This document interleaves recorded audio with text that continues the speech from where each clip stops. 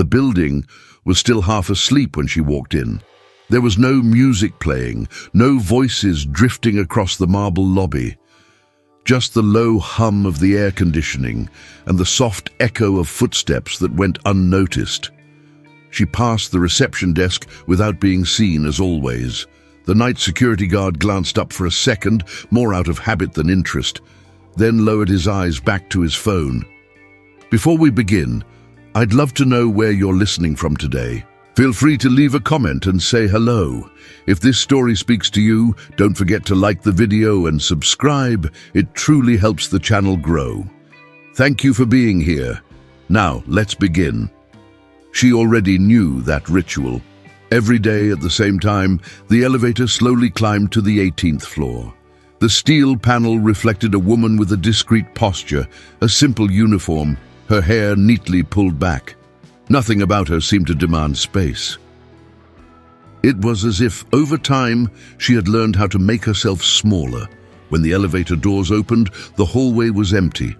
Cold lights illuminated closed doors, metal nameplates, offices where important decisions were made during the day.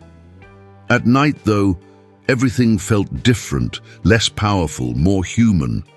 She took a deep breath before beginning. The cleaning cart moved slowly down the corridor.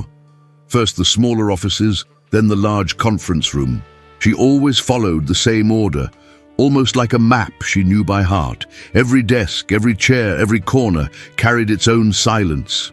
During the day, that floor buzzed with life. Hurried footsteps, tense meetings, restrained laughter, calculated glances. At night, only what no one noticed remained: half-finished coffee cups, crumpled papers, crumbs scattered across expensive tables.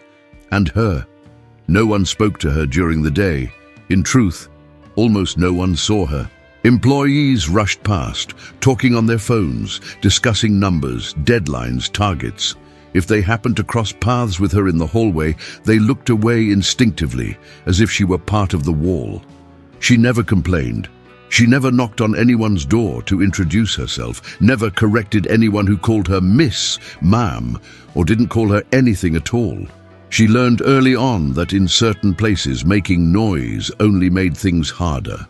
That night, like so many others, she started with the room at the end of the hall. The long table was still covered with half-empty coffee cups. Someone had left a jacket draped over the main chair. She picked it up carefully, folded it, and placed it neatly over the backrest, just as she always did. It wasn't her responsibility, but it was her way of working. As she cleaned, her eyes scanned the room automatically. The framed artwork on the walls, the charts still projected on the digital board, the motivational phrases that felt hollow after 8 o'clock at night. She had seen those images so many times, she barely noticed them anymore. Almost. There were small details, however, that still caught her attention. A report left open, a printed email with handwritten notes in the margins, a forgotten book on someone's desk. She didn't read out of intrusive curiosity, but sometimes it was impossible not to notice certain things, like that night. On one of the side tables there was an open notebook. That was unusual. Most people typed everything. Few still wrote by hand. She stepped closer to clean around it and, without meaning to, saw the title on the first page. It was an international expansion plan. She stopped for a second, not out of financial interest, not out of ambition, but because she immediately recognized the mistake. A small detail, almost invisible to anyone not paying close attention. A calculation that didn't add up. An incorrect assumption about a specific market. She closed the notebook carefully. It wasn't her place to correct it. It wasn't her role. And above all, no one would ask for her opinion. So she moved on, as she always did. As she left the room, she pushed the cart toward the main corridor. That was when she heard voices. She froze for a moment. Normally, that floor was empty at that hour, but 2 people were walking toward her, speaking in low voices. She recognized one of them immediately. She saw him almost every day, always surrounded by people, always speaking quickly. The other one she didn't know.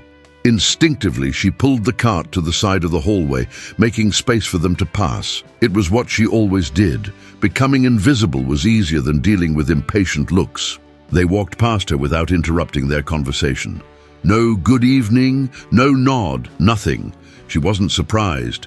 But the second man took 2 more steps and stopped. "Wait," he said, interrupting his colleague. The first man turned, confused. "What?" The man looked back at her, not up and down, not in a hurry. He simply looked. She felt her heart quicken slightly, not from fear, but from surprise. She wasn't used to being the focus of attention, even for a few seconds. "You dropped this," he said, pointing to the floor. She looked down and saw a small folded piece of paper that had slipped from her uniform pocket. It was a handwritten task list, written in neat, careful handwriting. She bent down quickly to pick it up before he could step any closer. "Thank you," she murmured, almost in a whisper. He smiled softly, a simple smile, without condescension. "Good night." She nodded. The 2 men continued down the hallway, resuming their conversation. But something in the air had changed. A small break in the silent pattern she was used to. She took a deep breath and continued her work. Later, near the end of her shift, she stepped into the elevator once again. The panel reflected her tired but calm face. She had learned how to carry exhaustion without letting it harden her. When the doors closed, she rested her head lightly against the metal wall. She thought about the man who had stopped, the way he had looked at her. The simple good night that had sounded different from all the other silences.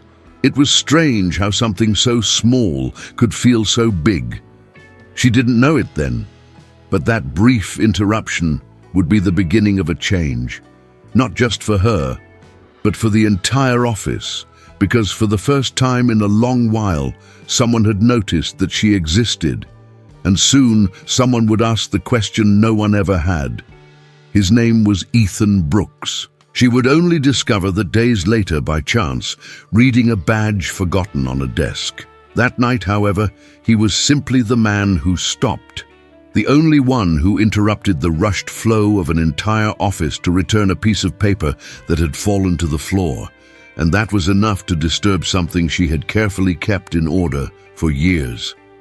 The next morning, the building felt different. Not on the outside, the same mirrored glass, the same flow of cars and suited professionals, but inside her. Her body followed its automatic routine, but her mind took longer to settle back into its usual silence. She entered the locker room, changed her clothes, tied her hair the way she always did. The blue uniform still smelled of neutral soap, nothing out of place, and yet something felt off. For years, her presence in that building had been like the distant ticking of a clock, constant, predictable, ignored. But now, without meaning to, she wondered whether anyone would notice if she didn't show up one day. The answer was obvious. Still, the question lingered. She pushed the cleaning cart out of the locker room and started on the ground floor, as she did every morning before the heavier flow of people arrived. The lobby was still calm, with only a few early employees coming in. She was cleaning the glass when she heard footsteps approaching. "Good morning." It took her a second longer than usual to realize the voice was directed at her. "Good morning," she replied politely, without lifting her eyes much. It was a woman wearing low heels and carrying a briefcase. She walked past with a quick smile, the kind given out of habit. Even so, that simple good morning echoed longer than it should have. During the day, she rarely interacted with anyone. Her main shift was at night, when the building emptied out. But twice a week, she covered a morning shift to make up for a co-worker's absence. On those days, she became even more invisible. People were too awake, too busy, too important. She finished the ground floor and moved on to the middle levels. While cleaning a break room, she heard laughter coming from the hallway. 3 employees were animatedly talking about an expensive dinner from the night before. She turned her back, focusing on the counter, until they passed. "Careful there," one of them said without stopping, nearly bumping into the cart. She pulled it closer to the wall. "Sorry," she murmured. None of them responded. That was how it worked. She had accepted it a long time ago. But acceptance didn't mean a lack of awareness. She knew exactly the role she played in that place. She knew how people saw her, or rather, how they didn't see her. She was the woman who cleaned, who organized, who erased the traces of the day, so everything could start fresh again the next morning. What no one knew, and no one ever asked, was what she did once she left. In the late afternoon, as the movement slowed down, she ended the extra shift and went home. She lived in a small but tidy apartment in a quiet neighborhood. There was no luxury, but there was silence and books. She set her bag on the table and took off her coat. The clock showed a little past 6. She had time before returning to work that night. She made a simple cup of coffee and sat at the table with an open notebook. It wasn't the same notebook that had nearly fallen in the hallway. That one was only for task lists. This one was different. Its pages were filled with notes, diagrams, scattered ideas. Some texts were in English, others in Spanish. There were even a few sentences in French. She turned the pages carefully, like someone visiting a familiar place. She was used to organizing her thoughts on paper. That was where everything made sense. As she wrote, her mind drifted back to the office, to the mistake she had noticed in the expansion plan, to the fact that no one else had seen it. It wasn't arrogance. She knew mistakes were part of any process. But she also knew that detail would be costly if no one caught it in time. She closed the notebook. It wasn't her problem. That night, she returned to the building. The elevator rose slowly, as always. When the doors opened on the 18th floor, she pushed the cart out and began her nightly routine. This time, however, something was different. The conference room was still occupied, lights on, low voices, a last-minute meeting apparently. She hesitated in the hallway, deciding whether to wait or start on another floor. Before she could move away, the door opened. Ethan stepped out first. He recognized her immediately, not because she was easy to recognize, but because, unlike most people, he had truly looked at her the night before. Their eyes met for a brief moment.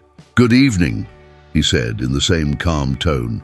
"Good evening," she replied, a little surprised at herself for not lowering her gaze this time.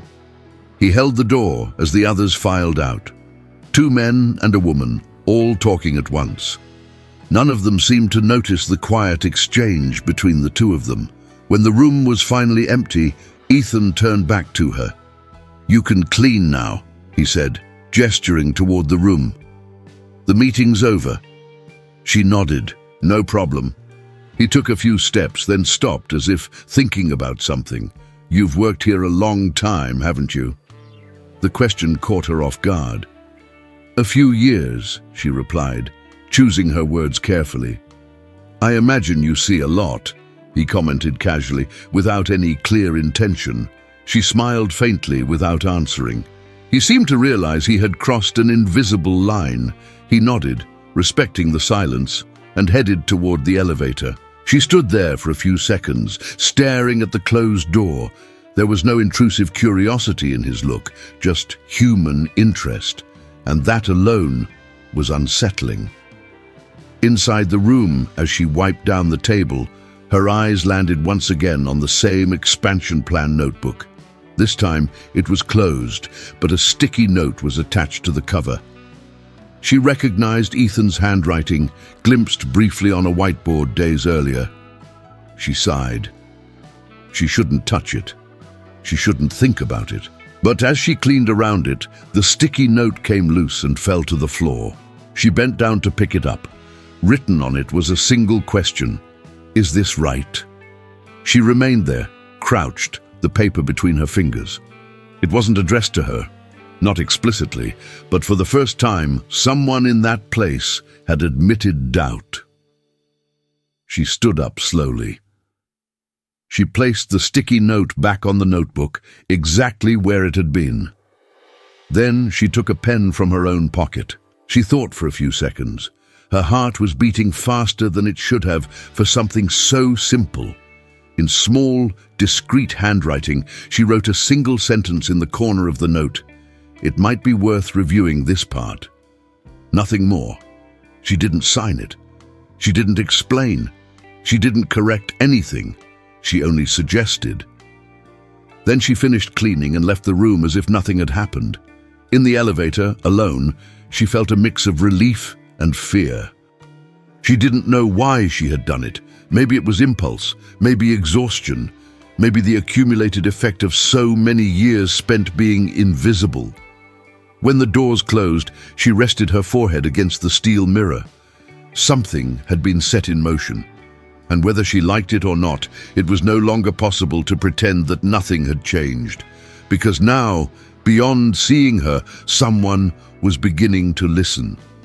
Margaret Hale learned early on that there were two kinds of silence. The first was the kind that came from within, chosen, necessary, a silence that organized thoughts, protected memories too delicate to be handled carelessly. Margaret knew this silence well. It stayed with her as she worked, as she wiped down empty corridors, as the noise of the city outside felt too distant to reach her. The second kind was different. It was imposed silence. The silence of someone who is present, but not considered. Who occupies physical space, but not symbolic space. This silence doesn't soothe, it weighs. And in that office, it was exactly this silence that Margaret carried with her every day. She arrived before the main lights were turned on. She preferred it that way. The building felt more honest when it was empty. No overlapping conversations, no laughter that didn't include her, no fleeting glances that turned away a second later. Just her, the cleaning cart, and the distorted reflections in the mirrored windows. That night, however, something was different.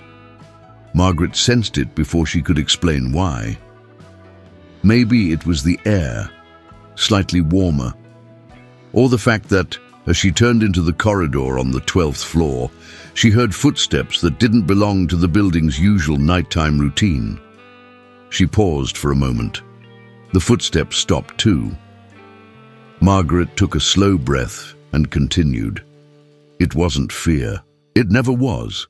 After everything she had lived through, a corporate office in the city center was the least of her challenges. Still, her pace remained calm, deliberate. That's when she saw him. Ethan Brooks stood near the coffee machine, holding a forgotten paper cup in his hand, like someone who had lost track of his own thoughts. He looked out of place in the nighttime setting. No jacket, tie loosened, shirt sleeves rolled up to his forearms. Margaret recognized him. Not by name, of course. She had never heard anyone call him that, but she knew his face. He was the man who stayed late almost every night, always absorbed in reports, always serious, always distant. Unlike the others, though, he didn't seem to ignore her out of cruelty. He simply didn't see her. Or perhaps he did, and just didn't know how to respond. She pushed the cart silently, passing by him without a word, as she always did. But something unexpected happened. "Good evening," he said. His voice sounded unsure, as if he himself was surprised to hear it. Margaret hesitated for a second. It wasn't common. In fact, it was rare. Still, she answered with a discreet nod. "Good evening." Two simple words, nothing more. She moved on, but felt his gaze following her movements. Not invasive, not overly curious. It was an attentive look, almost analytical, as if he were trying to understand something that had always been there, but only now was taking shape. Margaret didn't turn her head. She had learned long ago that when someone finally started paying attention, it didn't always mean something good. Sometimes it was just passing curiosity. Other times, pity. And pity was something she would not accept. As she cleaned the empty conference room tables, old thoughts returned uninvited. There had been a time when Margaret Hale sat on the other side of that table, a time when her name was printed on business cards, paired with a title that commanded immediate respect, a time when her opinions were heard, debated, recorded in meeting minutes, a time when no one crossed a corridor without acknowledging her, but that time belonged to another version of her, a version that believed effort was always rewarded. That merit was enough. That competence alone could secure a place in the corporate world. She learned in the hardest way possible that it wasn't quite like that. A mistake that wasn't hers. A decision made behind closed doors without her presence. A scandal that needed a name to carry the blame. And hers was the most convenient. She wasn't powerful enough to defend herself, nor insignificant enough to be ignored. She was removed. Quietly, polished on the outside, brutal on the inside. Since then, Margaret had chosen to disappear, not out of shame, but out of exhaustion. And there she was, wiping glass tables and aligning chairs with precision, watching a world she understood far better than anyone imagined. She overheard fragmented conversations during the day, loose comments about projects, mergers, looming layoffs. She understood every technical term, every veiled concern. She simply didn't comment. It was safer that way. When she finished the conference room, she noticed that Ethan was still there, now seated, staring at the dark screen of his laptop. He looked exhausted. Not just physically, but with the kind of weariness that comes from within, the kind no full night of sleep can fix. Margaret passed by him again, and this time something inside him seemed to decide. "Sorry," he said, standing up abruptly. "Have you worked here long?" The question wasn't invasive, nor condescending. It sounded genuine. She stopped, turned slowly, meeting his eyes directly for the first time. Ethan's gaze held no superiority. It held doubt, honest curiosity. "Long enough," she replied. He smiled faintly, a little awkward. "I stay late most nights, and I noticed you do too." He made a vague gesture with his hand. "I thought it was strange that we'd never spoken." Margaret held his gaze for a few seconds. There was no rush. There never was. "Some conversations don't happen because no one starts them," she said softly. The words settled between them with unexpected weight. Ethan seemed to reflect on that, as if her answer had opened something he didn't realize was closed. "That's true," he murmured. A silence followed, but this time it wasn't uncomfortable. It was different. Margaret returned to her work, but felt something shift, not in the room, inside her. A small crack in the invisible armor she had learned to wear. Nothing dramatic, nothing final, just a breach. As she pushed the cart toward the elevator, she heard footsteps behind her again. "Hey," Ethan said. "Thank you." She turned. For what? He hesitated. For answering. Margaret held his gaze for one more second. Then she nodded slightly and stepped into the elevator. The doors closed slowly, and for the first time in a long while, Margaret Hale felt something she hadn't felt inside that building. It wasn't hope, it was curiosity. And she knew curiosity could be dangerous, but it could also be the beginning of something she wasn't ready to name yet. The next morning, the office looked the same. The same desks arranged in perfect rows, the same screens lighting up almost simultaneously. The same quick conversations about deadlines, meetings, and numbers that never slept. And yet something was out of place. It wasn't visible. It couldn't be measured. But it was there, hovering in the air like a slightly off-key musical note that only a few could hear. Ethan Brooks was one of them. He arrived earlier than usual, carrying the fatigue of the previous night and a strange sense of restlessness he couldn't quite explain, not even to himself. He sat down at his desk, opened his email, replied to automatic messages. Everything on autopilot. But every so often, his gaze drifted away from the screen, toward the hallway. The hallway where, the night before, a simple conversation had left deeper marks than he expected. Some conversations don't happen because no one starts them. The sentence returned to his mind with an almost irritating persistence.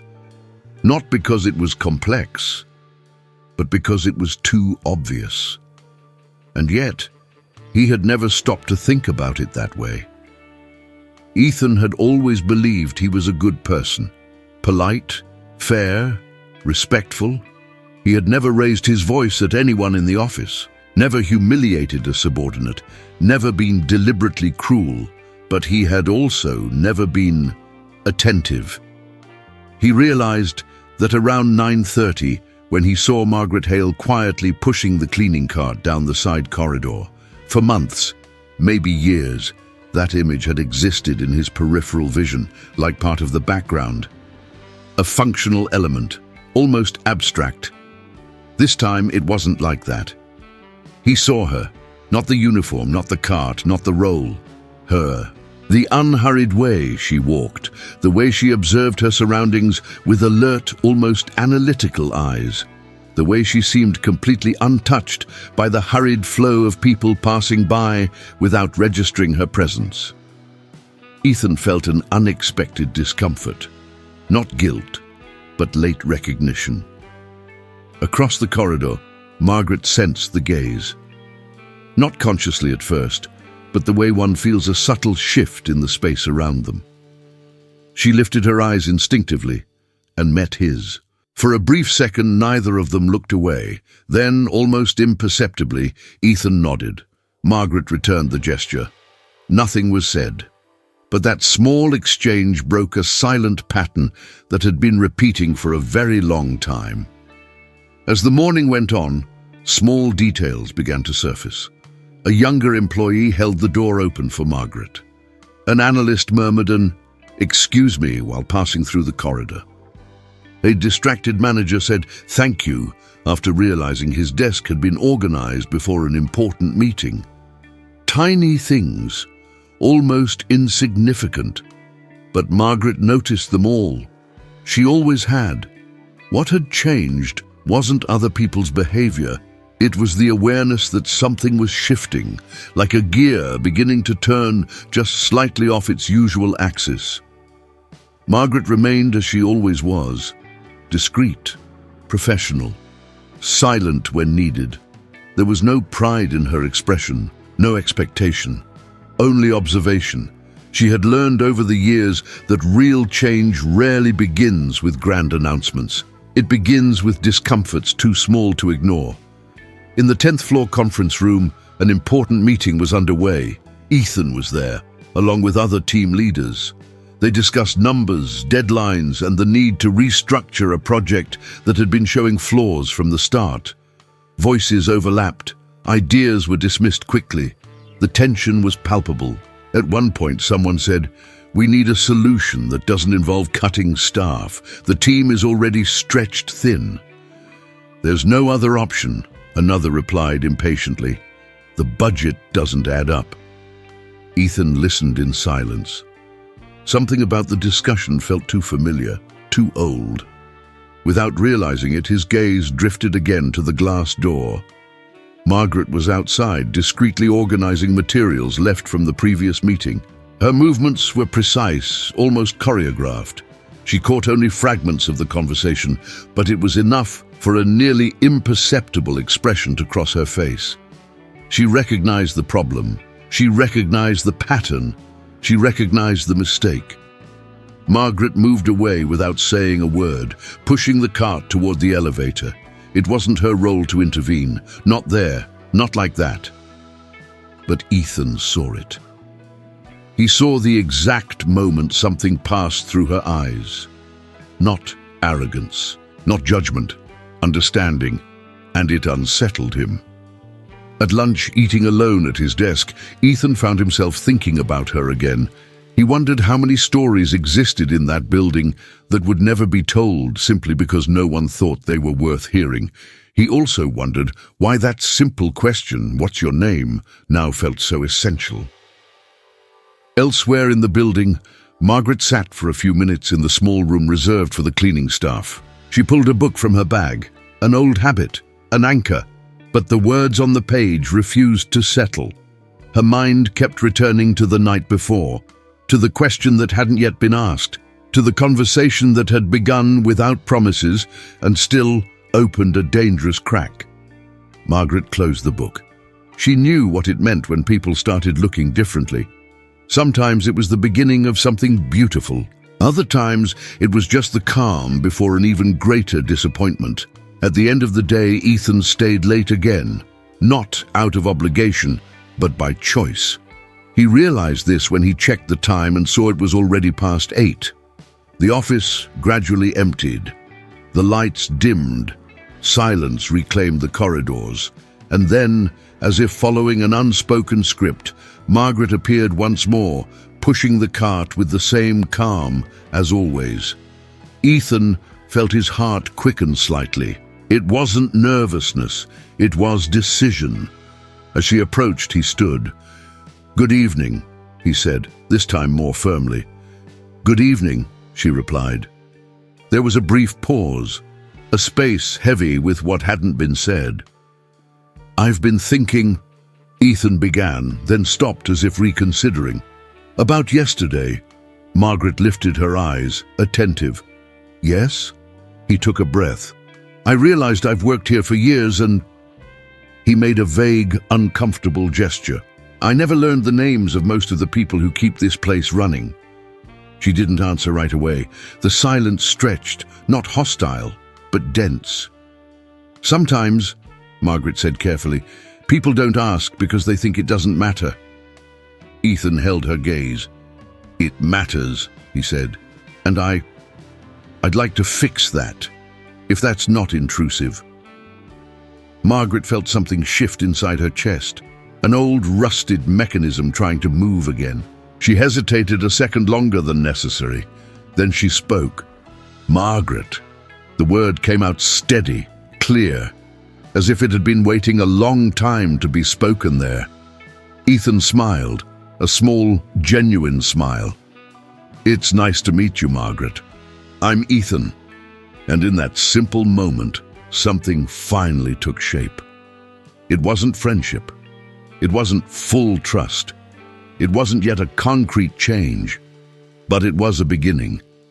And the office, without realizing it, had begun to turn in a different direction. Margaret Hale's name did not echo through the office corridors in any dramatic way.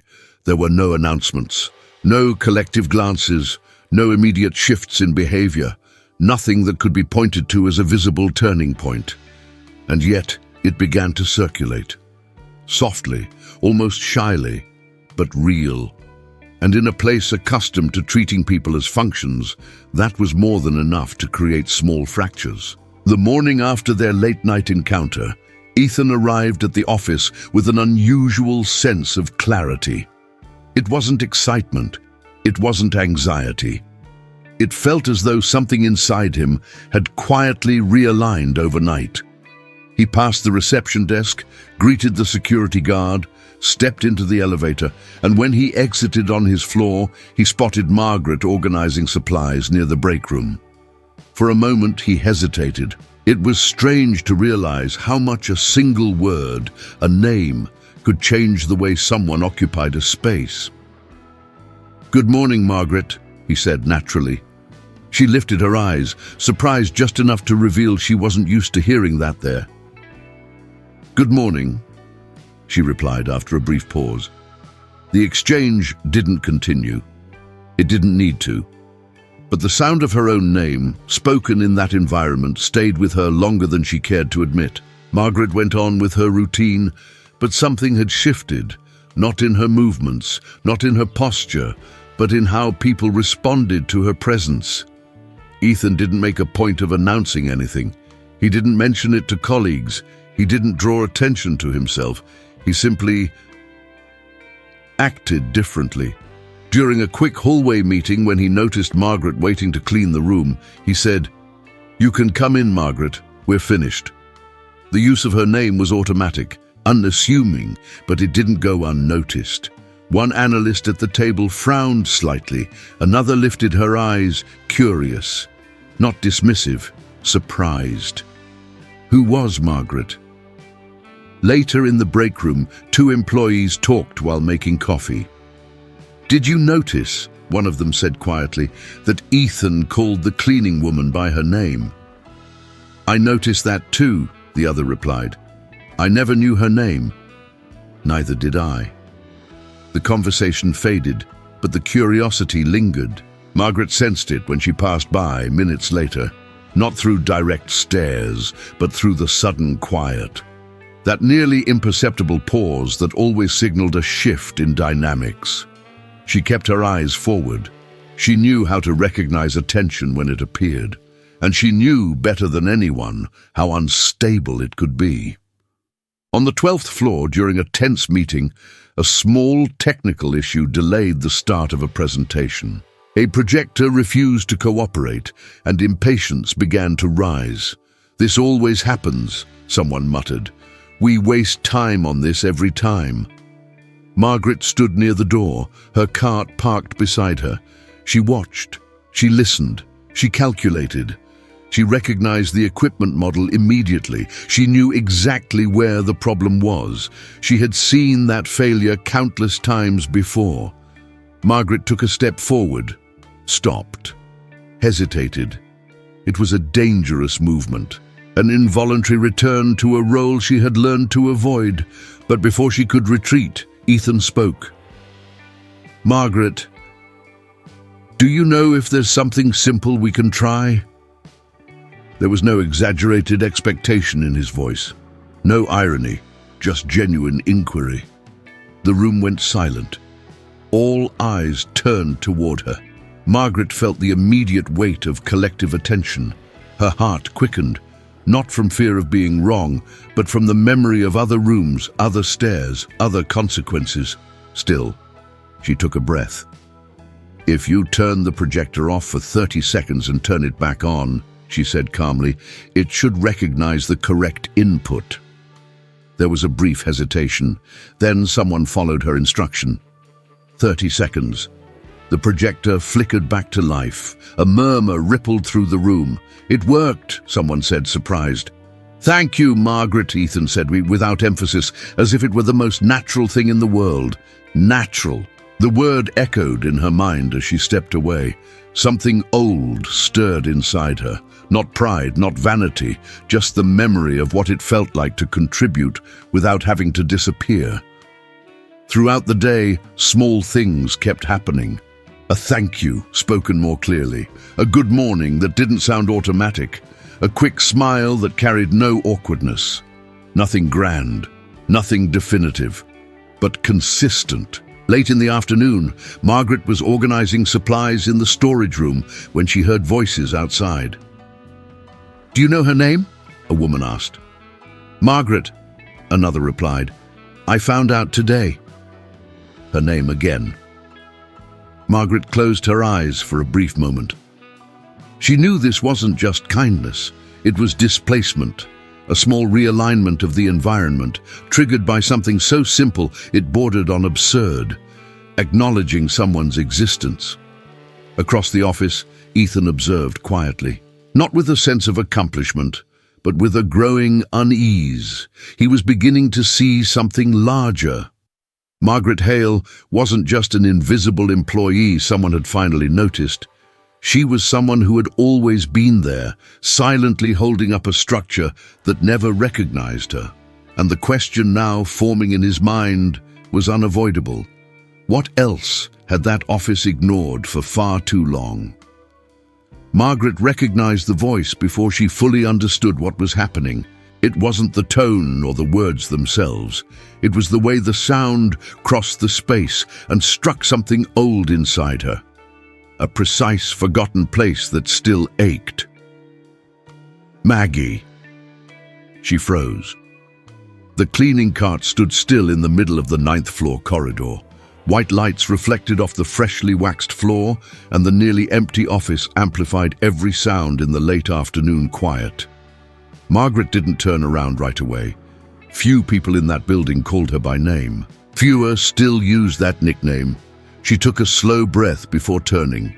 The man standing a few feet away looked out of place in that environment.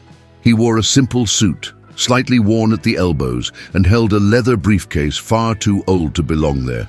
His hair was thinner than she remembered, his face marked by a kind of fatigue that had little to do with age. But it was him. "Daniel," she said at last. The name came out low, controlled. Daniel Foster smiled, a smile caught somewhere between relief and discomfort. "It's been a long time," he said. "I wasn't sure I'd find you." Margaret tilted her head slightly. "I work here," she replied, "as you can see." Daniel glanced around, taking in the space like someone stepping into territory that didn't belong to him. "I'm here for a meeting," he explained. "External consulting. When I saw you in the hallway, I thought I was mistaken." Margaret nodded. She offered no explanation. She didn't need to. Some things belonged only to the past, and she had learned how to leave them there. "Are you doing okay?" he asked after a brief pause. The question sounded simple, but Margaret felt the weight beneath it. Daniel had always known how to ask questions that seemed too innocent to answer without caution. "I am," she said. "I hope your meeting went well." It was a polite dismissal. Clear. Daniel noticed. "Maggie," he began, then stopped. "Margaret." The adjustment was small but meaningful. "Could we talk? Maybe grab a coffee? Just a few minutes." Margaret hesitated. For a moment, old images surfaced without warning.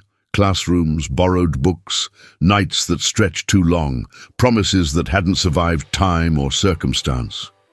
She closed the door on those memories carefully. "It's not a good time," she said. "I have work." Daniel nodded slowly. "Of course." "I understand," but he didn't seem to. He turned and walked toward the elevator. Before disappearing, he looked back one last time. "I'm glad to know you're here," he said. "Truly."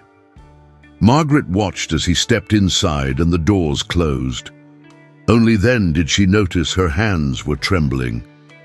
That night, she stayed longer than usual before going home.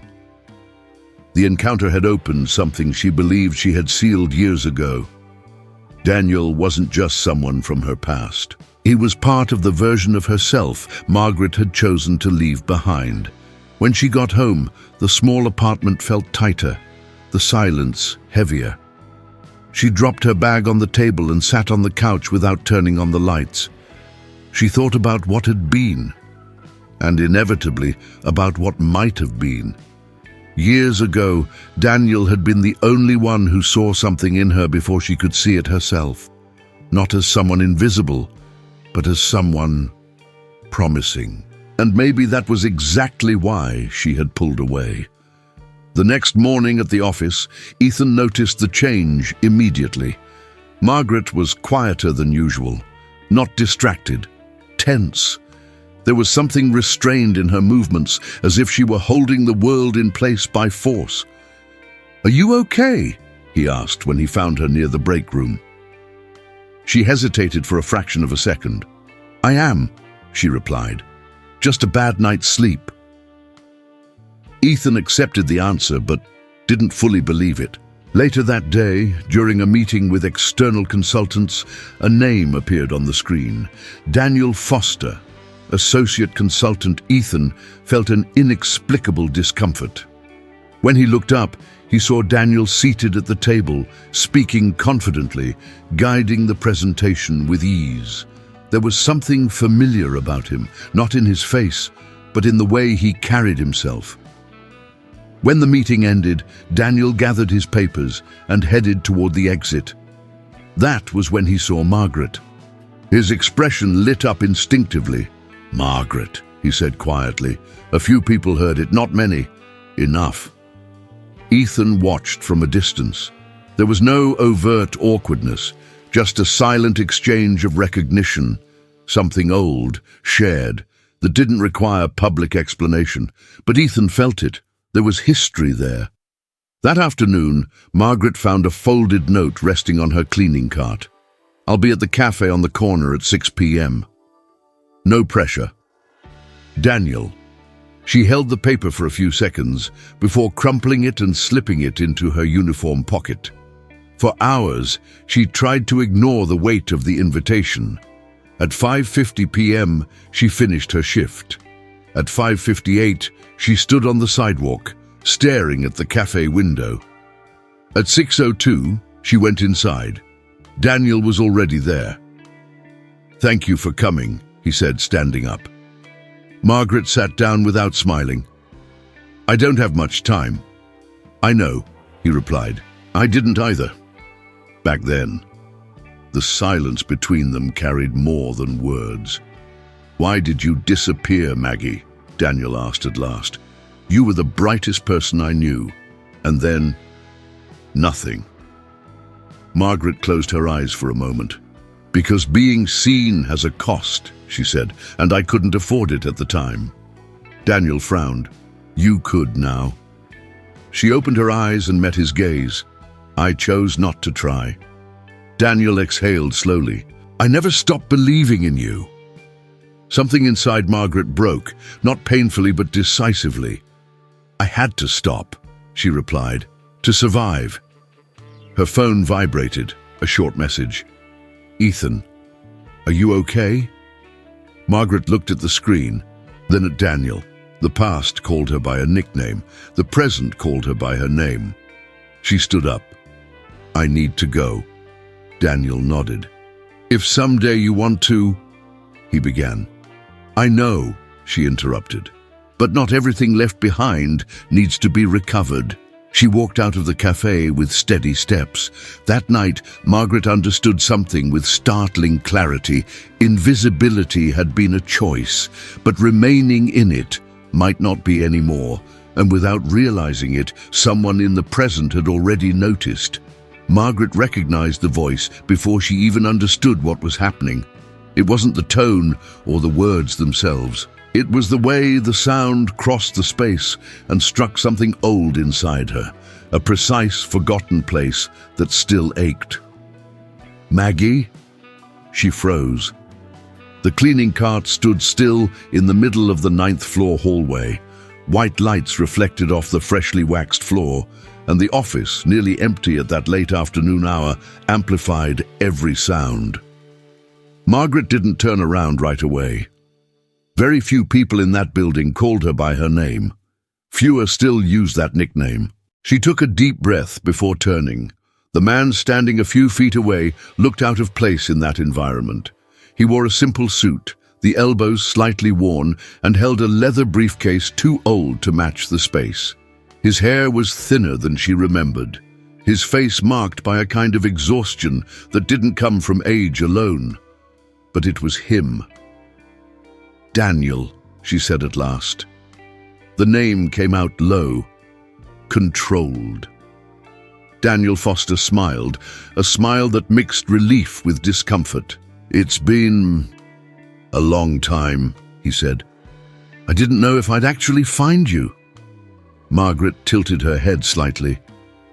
"I work here," she replied. "As you can see." Daniel glanced around, taking in the space like someone stepping into territory that didn't belong to him. "I'm here for a meeting," he explained. "External consulting. When I saw you in the hallway, I thought I was mistaken." Margaret nodded. She offered no explanation. She didn't need to. Some things existed only in the past, and she had learned to leave them there. "Are you doing okay?" he asked after a brief silence. The question sounded simple, but Margaret felt the weight behind it. Daniel had always known how to ask questions that seemed harmless enough to be dangerous. "I am," she said. "I hope your meeting was productive." It was a polite goodbye. Clear. Daniel noticed. "Maggie," he began, then stopped. "Margaret." The adjustment was small, but meaningful. "Could we talk? Maybe grab a coffee? Just a few minutes." Margaret hesitated. For a moment, old images surfaced without warning. Classrooms, borrowed books, nights that stretched too long, promises that hadn't survived time or circumstance. She closed the door to those memories carefully. "This isn't a good time," she said. "I have work." Daniel nodded slowly. "Of course, I understand." But he didn't seem to. He walked toward the elevator, but before disappearing, he turned back one last time. "I'm glad to know you're here," he said. "Truly." Margaret watched as he stepped into the elevator and the doors closed. Only then did she realize her hands were shaking. That night, she stayed later than usual. The encounter had opened something she believed she had sealed years ago. Daniel wasn't just someone from her past. He was part of the version of herself Margaret had chosen to leave behind. When she got home, the small apartment felt smaller, the silence heavier. Margaret dropped her bag on the table and sat on the couch without turning on the lights. She thought about what had been, and inevitably, about what could have been. Years ago, Daniel had been the only one who saw something in her before she saw it in herself. Not as someone invisible, but as someone promising. And maybe that was exactly why she had walked away. At the office the next morning, Ethan noticed the change immediately. Margaret was quieter than usual, not distracted, tense. There was something restrained in her movements, as if she were holding the world in place by sheer effort. "Everything okay?" he asked when he found her near the break room. She hesitated for a fraction of a second. "It is," she said, "just a bad night's sleep." Ethan accepted the answer, but didn't fully believe it. Later, during a meeting with external consultants, a name appeared on the screen. Daniel Foster, Associate Consultant. Ethan felt an inexplicable unease. When he looked up, he saw Daniel seated at the table, speaking with confidence, guiding the presentation naturally. There was something familiar about him, not in his face, but in the way he spoke. When the meeting ended, Daniel stood, gathered his papers, and stepped into the hallway. That was when he saw Margaret. His expression lit up involuntarily. "Margaret," he said softly. A few people heard, not many, enough. Ethan watched from a distance. There was no overt awkwardness, just a silent exchange of recognition, something old, shared, that didn't require public explanation. But Ethan felt it. There was history there. That afternoon, Margaret found a folded note resting on her cleaning cart. "I'll be at the cafe on the corner at 6 p.m. No pressure." Daniel. She held the paper for a few seconds before crumpling it and slipping it into her uniform pocket. For hours, she tried to ignore the weight of the invitation. At 5:50 p.m., she finished her shift. At 5:58, she stood on the sidewalk, staring at the cafe window. At 6:02, she went in. Daniel was already there. "Thank you for coming," he said, standing up. Margaret sat without smiling. "I don't have much time." "I know," he replied. "I didn't have much either, back then." The silence between them carried more than words. "Why did you disappear, Maggie?" Daniel finally asked. "You were the brightest person I knew, and then nothing." Margaret closed her eyes for a moment. "Because being seen has a price," she said, "and I couldn't afford it at the time." Daniel frowned. "You could now." She opened her eyes and looked straight at him. "I chose not to try." Daniel exhaled. "I never stopped believing in you." Something inside Margaret broke, not painfully but decisively. "I had to stop," she said. To survive. Her phone vibrated. A short message. Ethan. Everything okay? Margaret looked at the screen, then at Daniel. The past called her by a nickname, the present called her by her name. She stood. I need to go. Daniel nodded. If you ever want to, he began. I know, she interrupted gently. But not everything left behind needs to be recovered. She left the cafe with steady steps. That night, Margaret understood something with unsettling clarity. Invisibility had been a choice, but remaining in it maybe no longer was. And without realizing it, someone in the present had already noticed. Margaret noticed before anyone said anything outright, before the lingering looks, before the conversations that stopped when she walked by, before anyone admitted out loud that something had changed. She felt it in the air. The office had always had its own rhythm, predictable, almost mechanical. People coming and going, hurried footsteps, low voices woven into the constant hum of keyboards. It was a place where everything seemed to work smoothly, as long as no one stepped outside the role they'd been assigned. And Margaret had always known hers. Until now. That morning, as she cleaned the 10th floor conference room, she felt the stares before she heard them. Two managers were talking near the window. The conversation died as she moved closer than usual. Good morning, she said politely. Good morning, Margaret, one of them replied after a brief hesitation. The use of her name sounded rehearsed. She went on with her work, but the discomfort lingered. It wasn't open hostility, not yet. It was something subtler, more dangerous, the sense that her presence had become too noticeable. Later in the hallway, she heard her name again. Have you noticed how Ethan talks to her now? I have. It's strange, isn't it? Very. Margaret kept her eyes forward, the way she always had. But inside something closed. She knew that stage well. She'd been there before, in another context, another life. The exact moment when invisibility begins to fail and the system responds. In the break room, as she organized supplies, a woman Margaret knew only by sight approached her. How long have you worked here? The woman asked, in a tone that was a little too casual. Margaret lifted her eyes slowly. A few years. Funny, the woman said, stirring her coffee. I'd never really noticed you before. Margaret smiled, brief, polite. It happens. The woman looked unsettled, as if she hadn't expected that answer. It's just that now everyone knows your name. Margaret nodded, returning to her task. Yes. The silence that followed was heavy. Upstairs, Ethan was witnessing something similar, from a different angle. Since their conversation on the benches near the entrance, he'd been paying attention to the micro-reactions around him. Small gestures of resistance, veiled comments, a collective discomfort that hadn't yet found a clear voice. During a meeting with middle management, the issue surfaced without being named.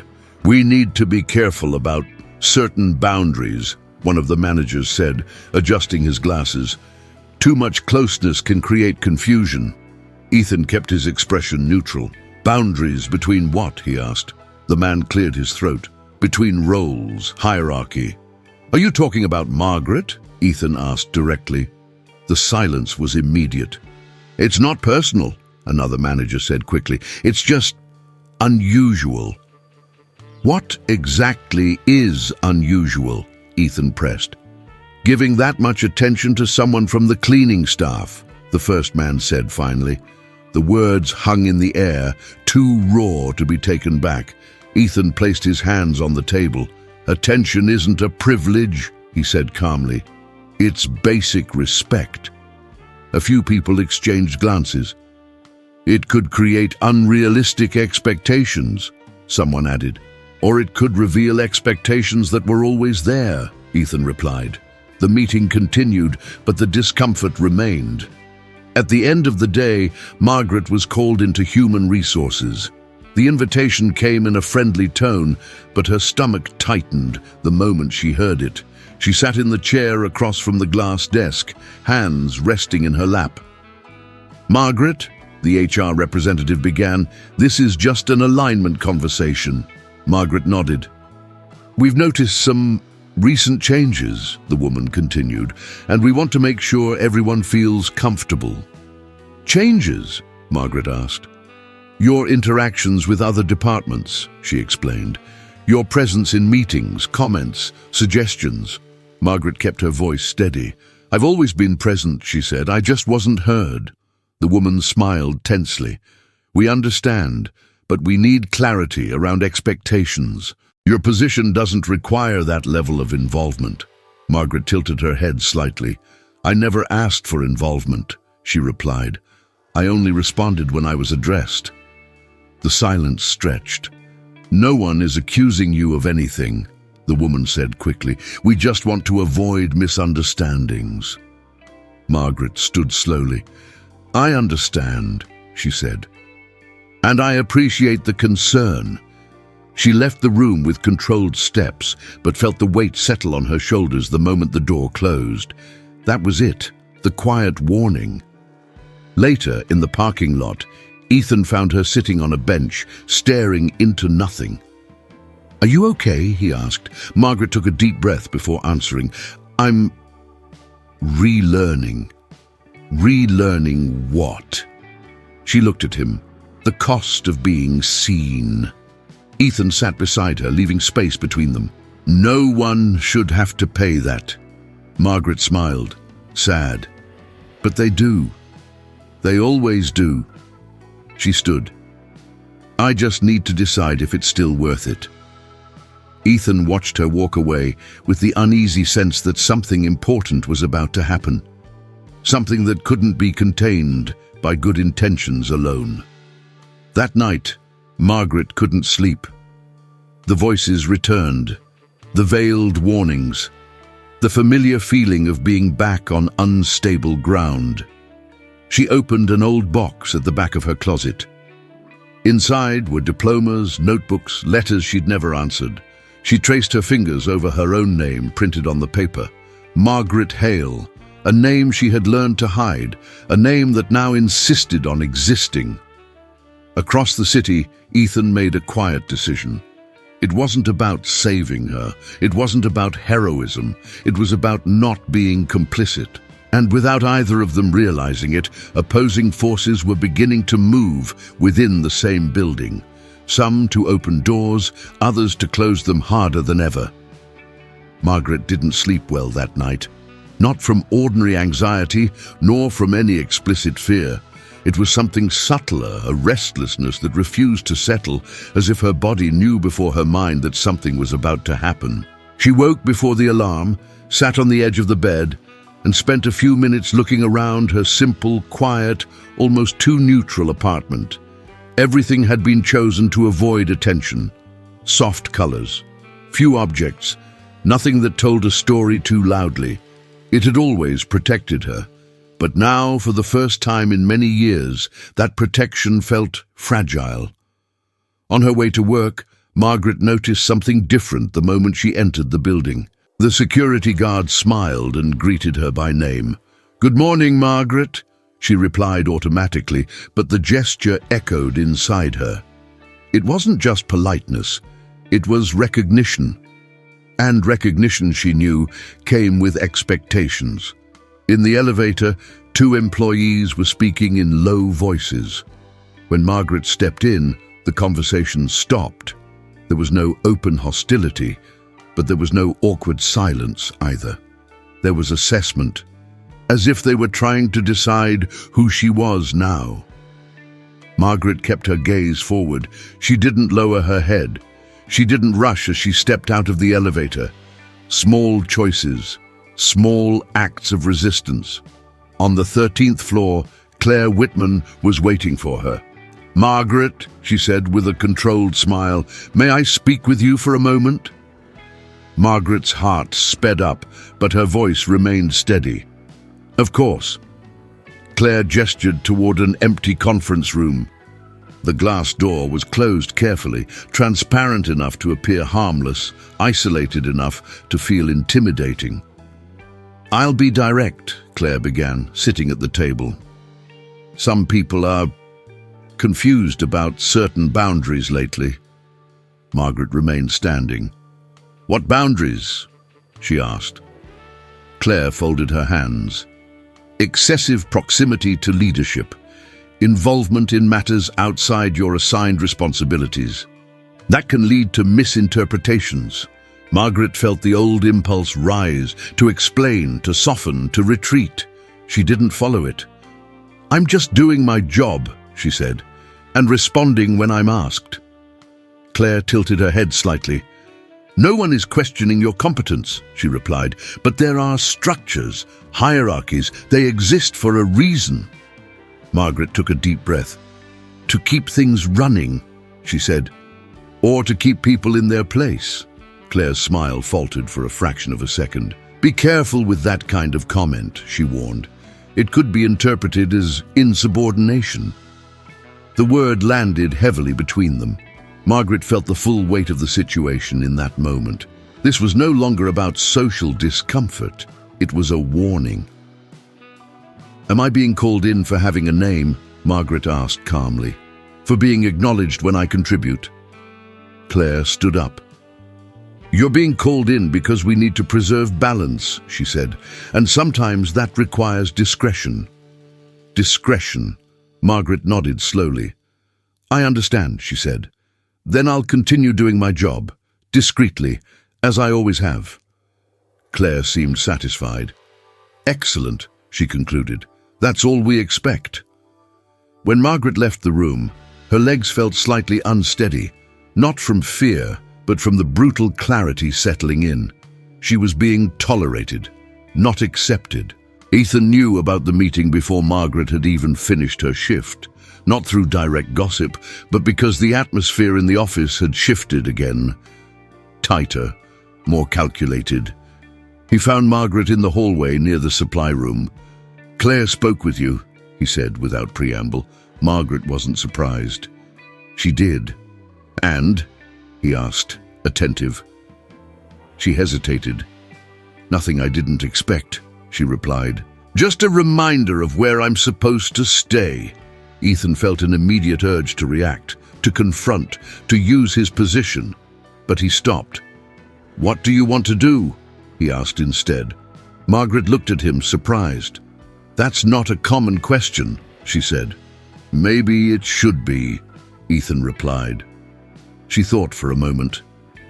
"I want to continue," she said finally, "the way I am now, without provoking, without retreating."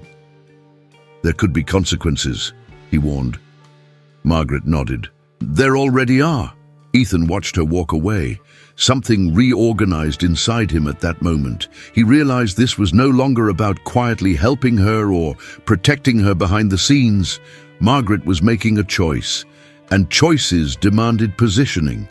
That same afternoon, a serious error was discovered in an important financial report, one that could cost the company dearly if it reached investors. The team panicked. Spreadsheets were reviewed. Calls were made. No one could find the source of the problem. Margaret, cleaning the adjacent room, watched in silence. The report was open on the screen. The numbers didn't align. She recognized the pattern, the same kind of error she had seen years earlier. In another context, another life. Margaret stopped. This was the choice. Intervening meant exposing herself even more. Remaining silent meant preserving the little safe space she still had. She took a deep breath and spoke. "The inconsistency is in the second quarter currency conversion," she said calmly. "The value was duplicated during consolidation." The silence was immediate. "Who said that?" someone asked. Margaret stepped forward. "I did." A few seconds of confusion followed. Then someone tested the theory. She was right. Relief spread instantly. The impact was unavoidable. "How did you catch that so quickly?" one of the analysts asked. Margaret hesitated, feeling every gaze on her. "Experience," she replied. Ethan entered the room at that exact moment, understanding everything without needing an explanation. He looked at Margaret, then at the team. "Good work," he said. "That prevented a serious problem." This time, there was no attempt to minimize it. Claire, standing at the back of the room, watched in silence. Her face was unreadable, but her eyes were calculating. That night, Margaret returned home exhausted. She sat at the small kitchen table and rested her head in her hands. She knew there was no full return to invisibility, but there was no guarantee of protection either. Her phone vibrated, a message from Ethan. "What you did today mattered, regardless of what happens." Margaret closed her eyes. She didn't reply. Not because she didn't want to, but because she knew some choices don't ask for validation. They only ask for the courage to withstand the consequences. And in that heavy silence, Margaret understood something final. Being seen wasn't the greatest risk. The greatest risk was continuing to pretend she wasn't capable. Her name began to circulate through the office in a strange way, not as gossip, not as idle curiosity, but as something that once spoken became impossible to ignore. Until a few days earlier, she had been just the cleaning woman, a silent presence who appeared when everyone was leaving and vanished before most of them arrived. Now, her name, Margaret Hale, surfaced in hushed conversations, sideways remarks, in thoughts some employees tried to push away, unsuccessfully. Daniel noticed it before anyone else. He began to catch small delays in goodbyes, glances that lingered longer than usual, a good night spoken with care, as if every word had to be chosen precisely. It wasn't explicit empathy. Not yet. It was something more uncomfortable, awareness, and awareness he knew changed everything. Margaret noticed it too. She always did. That night, as she pushed the cleaning cart down the fifth-floor corridor, she felt something different in the air. The silence was no longer empty. It was dense, heavy, as if the walls knew something she was pretending not to notice. She stopped in front of the large glass window overlooking the city. The light spread below like artificial constellations. Her reflection showed a woman with steady posture, hair neatly tied back, eyes tired but alert. A woman who carried far more than that simple uniform suggested. "Margaret," a voice called from behind her. She turned slowly.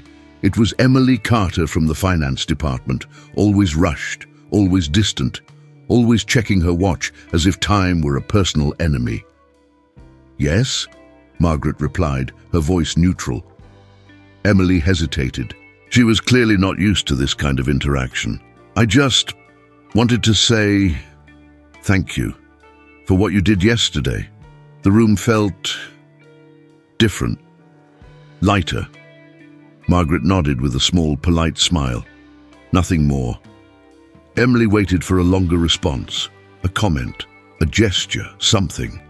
But Margaret simply pushed the cart forward and moved on. That unsettled Emily more than being ignored would have. Daniel watched the scene from the other end of the corridor. He didn't intervene. He knew this phase was necessary. Discomfort was part of the process. The name didn't arrive to soften things. It arrived to expose them. That same night, something unexpected happened. Margaret found an envelope resting on her cleaning cart when she returned from the supply room. There was no sender, only her name, written in careful handwriting. She stood still for a few seconds. Letters always carried memories, some good, others not so much. She opened it cautiously. Inside was a simple note. "We would like to invite you to attend the office's monthly gathering this Friday, if you'd like." Nothing else. No signature. Margaret folded the paper neatly and slipped it into the pocket of her uniform. She continued working as if nothing had happened, but inside something shifted. She wasn't going. It didn't make sense. That gathering wasn't meant for people like her. It never had been. It always happened too early before she arrived, or too late after she'd already left. It was an invisible boundary, but a very clear one. Still, the invitation existed. Daniel didn't sleep well that night, not out of guilt, but anticipation. He knew that gesture, small as it seemed, wasn't innocent. Someone was trying to correct something, not out of genuine empathy, not yet, but out of personal relief. And that, he knew, rarely ended well. The next morning, Margaret arrived earlier than usual, not because of the invitation, never because of that, but because she liked starting her work when the building was still nearly empty. There was a peace there she found nowhere else. Daniel was in the break room making coffee when he saw her. "Good morning, Margaret," he said casually. She nodded. "Good morning." He hesitated for a second, then decided to speak. "About the invitation, you don't have to feel pressured." She looked at him, curious. "Pressured?" "Yes. Sometimes people extend invitations more to feel better about themselves than to truly include someone." Margaret smiled. Not a polite smile, a real one. Brief, but real. "I know," she said. "I've spent my entire life learning to tell the difference." Daniel fell silent. "And don't worry," she added. "I don't usually go places where I have to justify my right to exist." That stayed with him all day. Meanwhile, the office buzzed with an invisible tension. Small conversations sparked. "Did you know she has a master's degree? I heard she worked in another field before. Have you noticed how she writes? Those notes." Fragmented information, none confirmed, but enough to fracture the simple image they had created of her. Margaret neither confirmed nor denied anything. That night, when she returned home, a small apartment carefully organized with almost ritualistic precision, she placed the envelope on the table, made herself tea, sat down, looked at the paper for a long time. Then she opened a drawer. Inside were old documents, diplomas, letters, an entire past carefully preserved, not out of shame, but protection. She wasn't afraid of being seen. She was afraid of what people did after that. On Friday, the gathering took place. Margaret didn't attend, but something even more significant happened. During the event, someone asked out loud, "Did you notice she didn't come?" Silence. And in that silence, something was revealed. Her absence had become noticeable. Daniel watched from a distance, holding an untouched drink. For the first time, he realized that Margaret's name hadn't only made her visible, it had exposed the moral emptiness of everyone in that room. The following Monday, Margaret returned to her routine, but the office was no longer the same, and neither was she. Something had been set in motion, and there was no going back. That week, Margaret noticed something that didn't appear in any routine, spreadsheet, or fixed schedule. The silence had changed shape. Before, it had been indifferent. Now, it was attentive. The corridors were still long and cold, lit by overly bright white lights. But footsteps no longer hurried through them. There were pauses now, hesitations, glances that began and broke halfway, as if people were still learning how to handle the idea of truly seeing her. Being invisible was exhausting, but being seen came at a cost too. Margaret knew that better than anyone. On Tuesday night, while cleaning the 7th floor conference room, she noticed something out of place. A folder left behind on the table. It wasn't unusual. Employees forgot things all the time. What caught her attention was the name printed on the cover, Daniel Whitman. She didn't open it. She never opened anything that didn't belong to her. But as she moved the folder to clean the table, a few papers slipped out. Charts, reports, complex financial projections, the kind of material that required focus, preparation, and trust. Margaret carefully placed everything back and left the folder exactly where it had been. As she exited the room, she turned off the lights and closed the door, just as she always did. But something followed her to the elevator. An old memory. A time when those spreadsheets had been part of her daily life. The elevator descended in silence. Her reflection in the mirror showed a calm woman, but her eyes betrayed the inner turbulence. She took a deep breath before the doors opened at the ground floor. Daniel arrived earlier than usual the next day. He hadn't slept well. Since the gathering, a constant unease lingered inside him, as if he were indebted to something he couldn't yet name. When he entered the office and saw the folder still on the conference room table, he sighed with relief. Nothing had been touched.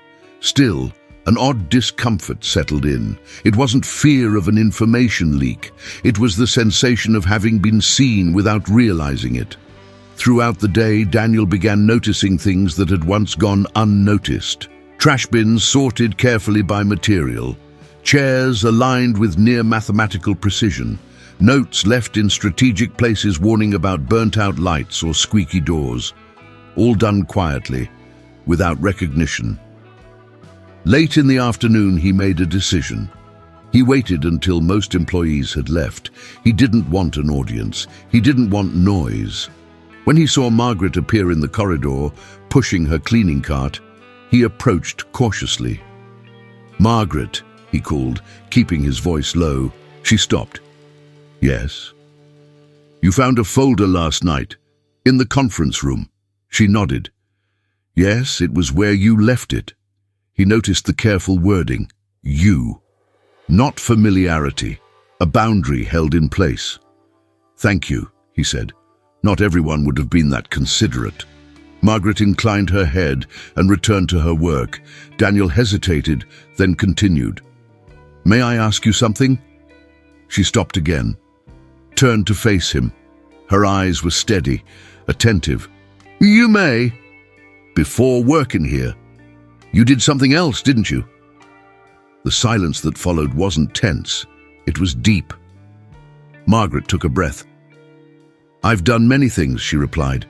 "Some worked out, others not so much." Daniel understood that was all he would get for now. "I see," he said, though he wasn't sure he did. She smiled faintly, pushed the cart forward, and disappeared down the corridor. That brief, seemingly insignificant exchange echoed through the rest of the week. Other employees began trying to approach her, not directly, small gestures. A more audible, "Good morning," a coffee left by the sink with a simple note, "For you." Margaret accepted, but didn't open herself. She knew how that cycle worked. First came curiosity, then admiration, and finally, frustration. People didn't just want to see her, they wanted to understand her, classify her, explain her. And Margaret wasn't willing to become a convenient story to ease anyone's conscience. On Thursday, Emily Carter approached her again, this time unhurried. "Margaret, do you have a minute?" Margaret nodded. "I want to apologize," Emily said plainly. "Not for anything specific, but for every day I walked past you as if you weren't there." Margaret studied her for a few seconds. She saw sincerity. She saw guilt. She also saw fear. "I was there," Margaret replied calmly. "I always was." Emily swallowed hard. "I know. Now I know." Margaret said nothing more. She didn't need to. That night at home, Margaret opened the drawer of old documents again. She took one of the diplomas in her hands, ran her fingers over the raised lettering, a title that once had meant everything. Then she closed the drawer carefully. She felt no shame about her past, but she felt no need to reclaim it either. The problem had never been who she was. It had always been what others needed her to be. At the office, tension grew subtly. Small errors began appearing in financial reports. Nothing critical, but enough to prompt emergency meetings. Daniel spent hours reviewing numbers that simply didn't add up. One of those nights, exhausted, he let something slip out loud in the empty conference room. This doesn't make sense. It does. Daniel turned sharply. Margaret stood at the doorway holding a trash bag. She didn't seem surprised to be there, just observant. "I'm sorry," he said quickly. "I didn't mean to put you in this position." She stepped closer to the table, keeping a respectful distance. "The issue isn't the numbers," she said, pointing at the screen. "It's the assumption." Daniel froze. "How do you know that?" Margaret held his gaze for a long second. "Because I've seen this kind of projection before, many times." The silence that followed wasn't awkward. It was revealing. Daniel took a deep breath. "Would you like to explain?" Margaret hesitated. That was a dangerous line. Crossing it meant opening a door she might not be able to close again. But something inside her, maybe exhaustion, maybe justice, pushed her forward. "Not now," she said, "but I can leave a note, if you'd like." Daniel nodded slowly. "I would." Margaret picked up a sheet of paper, wrote a few lines in firm, clear handwriting, and placed it on the table. "Good night, Daniel." She left without looking back. Daniel remained there, staring at those few lines that, within minutes, made more sense than hours of meetings. In that moment, he understood something fundamental. Margaret wasn't just being seen. She was becoming necessary, and that changed everything. Daniel read Margaret's note 3 times, not because it was confusing, quite the opposite. It was too clear. The annotations were objective, direct, stripped of ornament. In just a few lines, she had dismantled an entire assumption behind the financial report. There was no hint of criticism, no attempt to assert herself, just the cool certainty of someone who knew exactly what she was talking about. And that unsettled him.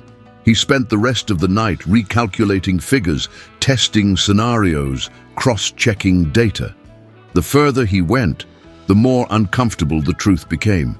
Margaret was right. The error wasn't minor, it was structural, and if left uncorrected, it would cost the company dearly in the coming months. Daniel leaned back in his chair and rubbed his face. This shouldn't be happening. Not like this. Not coming from her. The next morning he called an emergency meeting with the planning team. He didn't mention Margaret, didn't reference the note. He presented the corrections as a necessary reassessment. Some faces tightened immediately. "But this projection was already validated," one analyst said, with the confidence of someone who had never been questioned. "We followed the exact model approved last quarter." Daniel took a deep breath. "Models age," he replied. "Reality doesn't." The atmosphere in the room shifted. There was resistance, defensive arguments. A tense silence settled as the numbers began to confirm the flaw. No one wanted to be the first to admit it. By the end of the meeting, the adjustment was accepted, not by consensus, but by evidence. When everyone left, Daniel remained alone for a few minutes. He stared at the empty screen, then at the door. He knew he needed to speak with Margaret, but he also knew that conversation wouldn't be simple. She had crossed an invisible line, and so had he. Margaret, meanwhile, followed her routine as always. She arrived on time, put on her uniform, tied her hair back with the same care as every day, but something inside her was different, not anxious, not hopeful, just alert. She rarely allowed herself to anticipate consequences. Life had taught her that doing so almost always led to disappointment. Still, she couldn't ignore the feeling that something had been set in motion. Late that night, while cleaning the 6th-floor break room, she heard footsteps approaching. "Margaret?" It was Daniel. She turned slowly. "Yes?" He looked less formal than usual. Tie loosened, sleeves rolled up, fatigue written clearly on his face. "Do you have a few minutes?" She nodded. They sat at the small table, separated by a careful distance. Neither seemed quite sure where to begin. "I followed your notes," he said finally. Solved a major problem. Margaret held his gaze, but didn't react. "Thank you for trusting them," she replied simply. Daniel frowned slightly. It's not common for someone outside the team to identify something like that. She smiled faintly. It's also not common for someone to ask the cleaning lady her name. The comment wasn't aggressive, nor ironic. Just true. Daniel exhaled slowly. You understand the complicated position this puts us in, don't you? Margaret tilted her head. I do. I always have. Some people are going to ask, he hesitated, why you know these things. They always ask, she said. The difference is what they do with the answer. The silence that followed was broken only by the distant sound of a door closing down the hall. I don't want to expose you, Daniel said, or create expectations that may not be fulfilled. Margaret looked at him steadily. I don't need to be promoted to be respected, she said, and I don't need to be explained to be valid. Daniel nodded slowly. Her clarity disarmed him. Still, he continued, there are people here who won't accept this easily. I know, she replied, and I also know it's not about me. And she was right. The next day, rumors began, not directly about Margaret, never directly. Just scattered comments, almost casual. Did you notice the report changed at the last minute? Strange that someone caught that so late, or so early, depending on how you look at it. Some glances turned toward her with poorly disguised curiosity, others with discomfort, and there were those who pretended to see nothing at all. The most dangerous group, Margaret knew. Emily Carter was the first to approach her with sincerity. You helped with the report correction, didn't you? Margaret neither confirmed nor denied it. I gave an opinion, she said. Emily smiled, a little nervous. I always thought you were different. Margaret met her eyes. Different from what? Emily had no answer. That night, Margaret returned home more exhausted than usual. Not physically, mentally. She took off her shoes, made tea, sat at the small kitchen table, and looked around the quiet apartment. There, no one watched her. No one expected anything from her. It was the only place where she didn't have to defend herself against other people's expectations. She opened the drawer of documents again, took out another diploma. This time, she didn't caress it. She simply observed it with distance. That version of herself still existed, but it no longer defined who she was. At the office, tension began to take shape. One of the middle managers, Robert Klein, requested a meeting with Daniel, officially to discuss planning adjustments, unofficially to understand certain interferences. We need to be careful with precedents, Robert said, wearing a controlled smile. Hierarchies exist for a reason. Daniel looked at him calmly. So does competence, he replied. Robert pressed his lips together. I'm just saying that mixing roles can cause confusion. Confusion for whom? Daniel asked. Silence answered. That same week, Margaret found another envelope on her cleaning cart. This one had a sender. Human Resources Department. She didn't open it right away. She carried it with her until the end of her shift. Only at home, seated at the kitchen table, did she break the seal. It was an invitation for an informal conversation. Nothing to worry about, the text said. Margaret smiled without humor. She had heard that before. On the scheduled day, she entered the HR room with a calm posture. Two people waited on the other side of the table. Professional smiles, calculated gazes. Margaret, thank you for coming, one of them began. We'd like to better understand your background. Margaret took a deep breath. My background has always been available, she replied. The difference is that now someone has decided to look. The questions followed in sequence: education, previous experience, reasons for the career change. Margaret answered honestly, but without exposing more than necessary. She owed no explanations for choices that had been about survival. At the end, one of the interviewers said, "You understand, this may create expectations." "I understand," Margaret interrupted calmly, "but expectations aren't my responsibility. Competence is." The silence that followed was heavy. When she left the room, she found Daniel in the hallway. He didn't ask anything, just nodded, a quiet acknowledgement. That night, while cleaning the last room, Margaret stopped in front of the window again. The city glowed as always, indifferent, immense. She didn't know what would come next, but one thing was absolutely clear. She hadn't asked to be seen, but now that she was, she wouldn't accept returning to the shadows, and that, she could feel it, was about to come at a price. The first thing Margaret noticed was the change in tone. Not in the words, those remained polite, carefully neutral, but in the way sentences were delivered. There was a new rigidity in the air, a control that hadn't existed before. The office was no longer just observing, it was protecting itself. On Monday morning, an internal memo was sent to all employees, nothing overt. A generic reminder about scope of responsibility, hierarchical protocols, and appropriate contribution channels. Most people read it and forgot about it within minutes. Margaret read it and understood exactly what it was. It wasn't for her, but it was because of her. Daniel understood it too. He was in his office when Robert Klein walked in without knocking, something he hadn't done since Daniel took over the department. The gesture alone said enough. "I've received some concerns," Robert began, sitting down without being invited, "about how certain information has been circulating." Daniel kept his expression calm.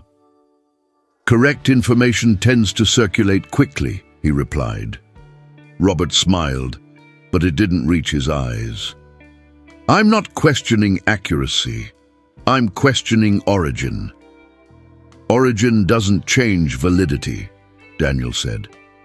"It changes perception," Robert countered. "And perception is everything in a company this size." Daniel leaned forward slightly. "What exactly are you suggesting?" Robert folded his hands. "That we reinforce boundaries, reduce noise. It's not healthy to create the impression that just anyone can interfere in strategic processes." Daniel exhaled slowly. "You're talking about Margaret." Robert didn't answer right away. "I'm talking about precedent," he said finally. "Today it's a technical comment. Tomorrow what? A decision, informal leadership?" Daniel stood up. "She didn't ask for any of this," he said firmly. "She simply answered when she was asked." "And that's precisely the problem," Robert replied. "People like her rarely stop where they're supposed to." The silence that followed was heavy. "This conversation ends here," Daniel said, "and I suggest you choose your words more carefully." Robert rose slowly. "I'm just trying to protect the structure," he said before leaving. Daniel remained alone, staring at the closed door. For the first time since all of this began, he felt something close to fear, not for himself, for Margaret. She didn't know about the conversation, but she felt its effects. That night she found her cleaning cart out of place, small details altered, nothing dramatic, nothing explicit, but enough to send a clear message. Someone was encroaching on her territory. She adjusted everything back without haste, didn't react, didn't comment. She had never given that kind of satisfaction, but she noted it. Mid-shift, Emily Carter approached her with an uneasy look. "Are you okay?" she asked quietly. Margaret nodded. "Why?" Emily hesitated. "They're saying things, not about you directly, but, you know." Margaret smiled faintly. "They always do." "It's different now," Emily insisted. "They're saying you crossed boundaries." Margaret continued wiping the table. "Whose boundaries?" Emily had no answer. That night, Margaret got home and didn't open the drawer with the diplomas. Instead, she opened another one, messier, rarely visited. Inside was an old black notebook, its edges worn. That was where she kept thoughts she never shared. She sat at the table, opened it, and wrote a single sentence. When competence can't be denied, legitimacy is questioned. She closed the notebook carefully. At the office, tension began to materialize through small but meaningful decisions. Margaret's schedule was adjusted due to operational needs. Her assigned floors were changed. She was removed from sensitive areas, the conference rooms, the finance wing. None of it was framed as punishment, but it was. Daniel noticed immediately. "This doesn't make sense," he said to HR. "She's always worked those floors." "We're simply redistributing resources," the manager replied with a professional smile. "Nothing personal." "It's personal when it only affects one person," Daniel countered. "We don't see it that way." Daniel left the meeting with a knot in his stomach. That same night, he found Margaret in the corridor on the 3rd floor, a less strategic area, nearly forgotten. "They're pushing you aside," he said bluntly. She nodded. "I know. Do you want me to intervene?" Margaret studied him for a long moment. Then she shook her head. "Not yet." "Why not?" "Because if you do it now, they win," she replied. "They'll frame it as hierarchical protection, favoritism, an exception." Daniel inhaled deeply. "So what do you suggest?" "That we let the system show what it is," she said. "Systems under pressure always reveal their flaws." He looked at her with quiet admiration. "You're not afraid?" Margaret considered the question. "I am," she answered honestly. "But I've learned that fear can be a warning or a prison. I chose to listen, not hide." The following week, a serious problem emerged. One of the company's most important contracts showed severe inconsistencies, poor projections, underestimated risks. The responsible team couldn't reach a solution quickly. The deadline was tight. Executive pressure mounted.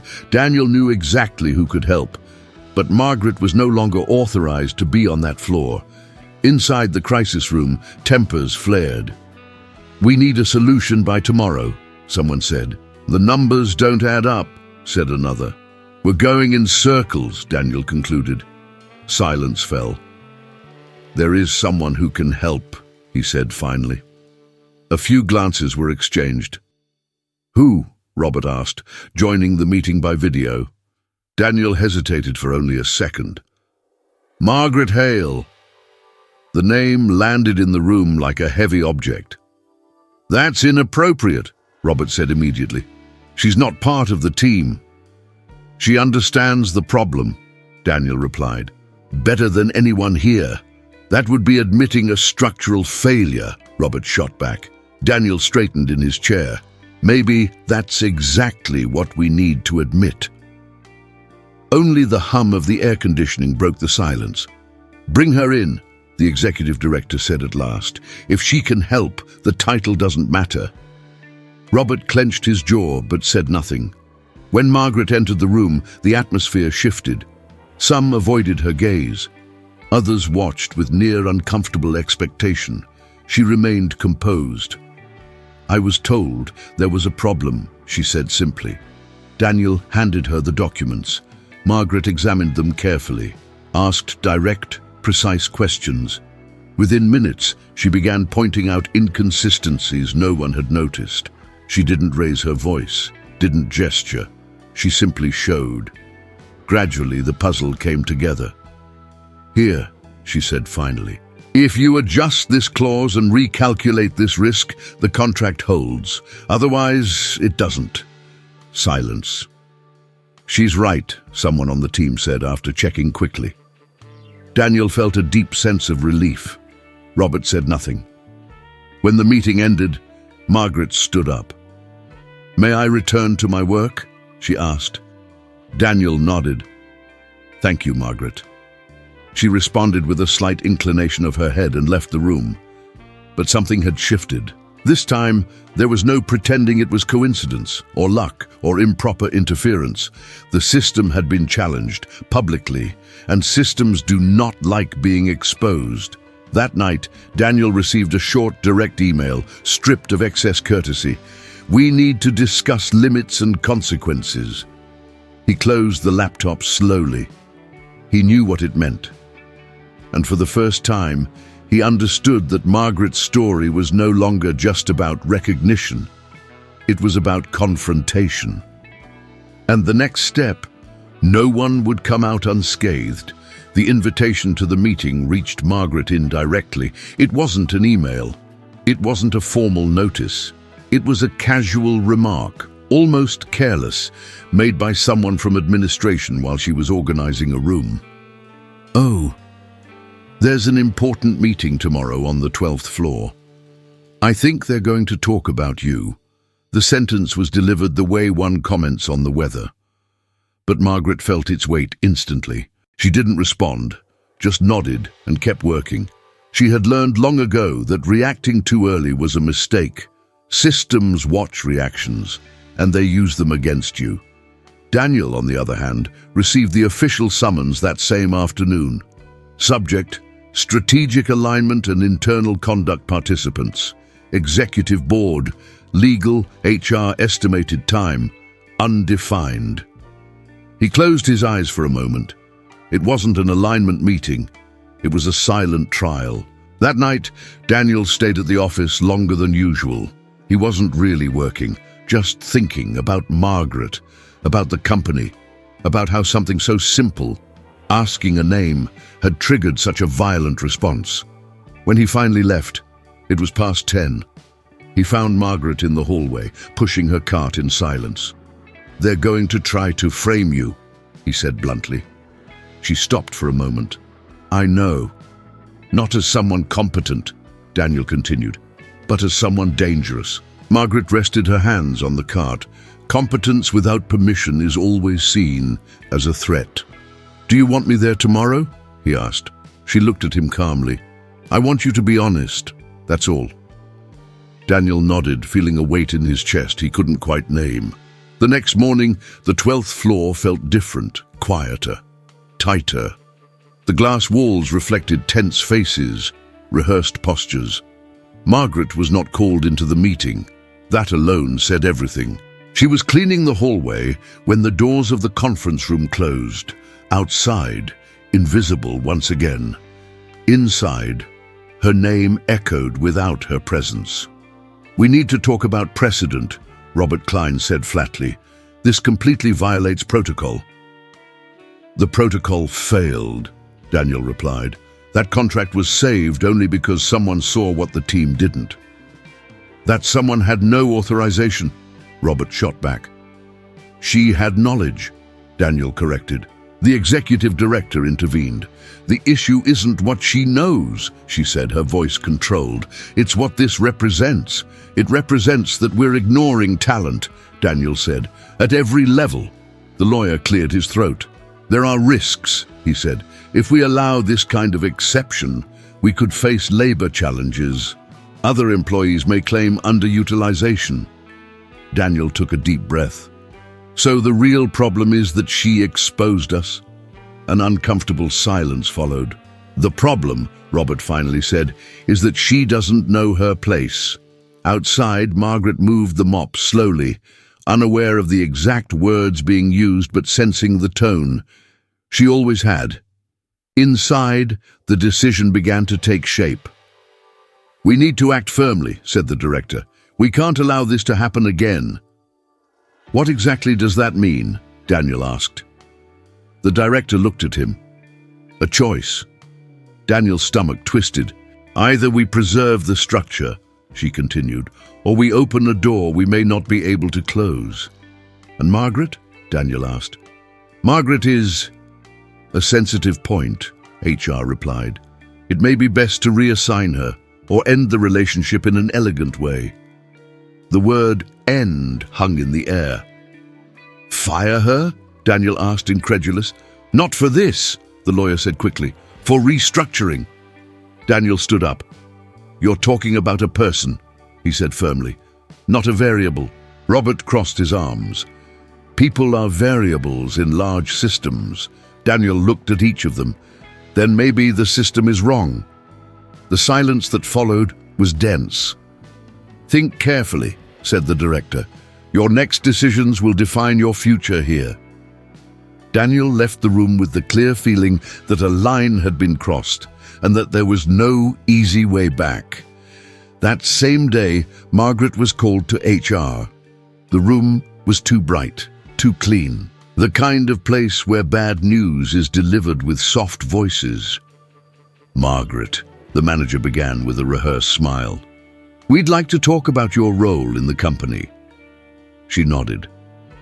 "There have been recent situations," the manager continued, "that caused discomfort." "For whom?"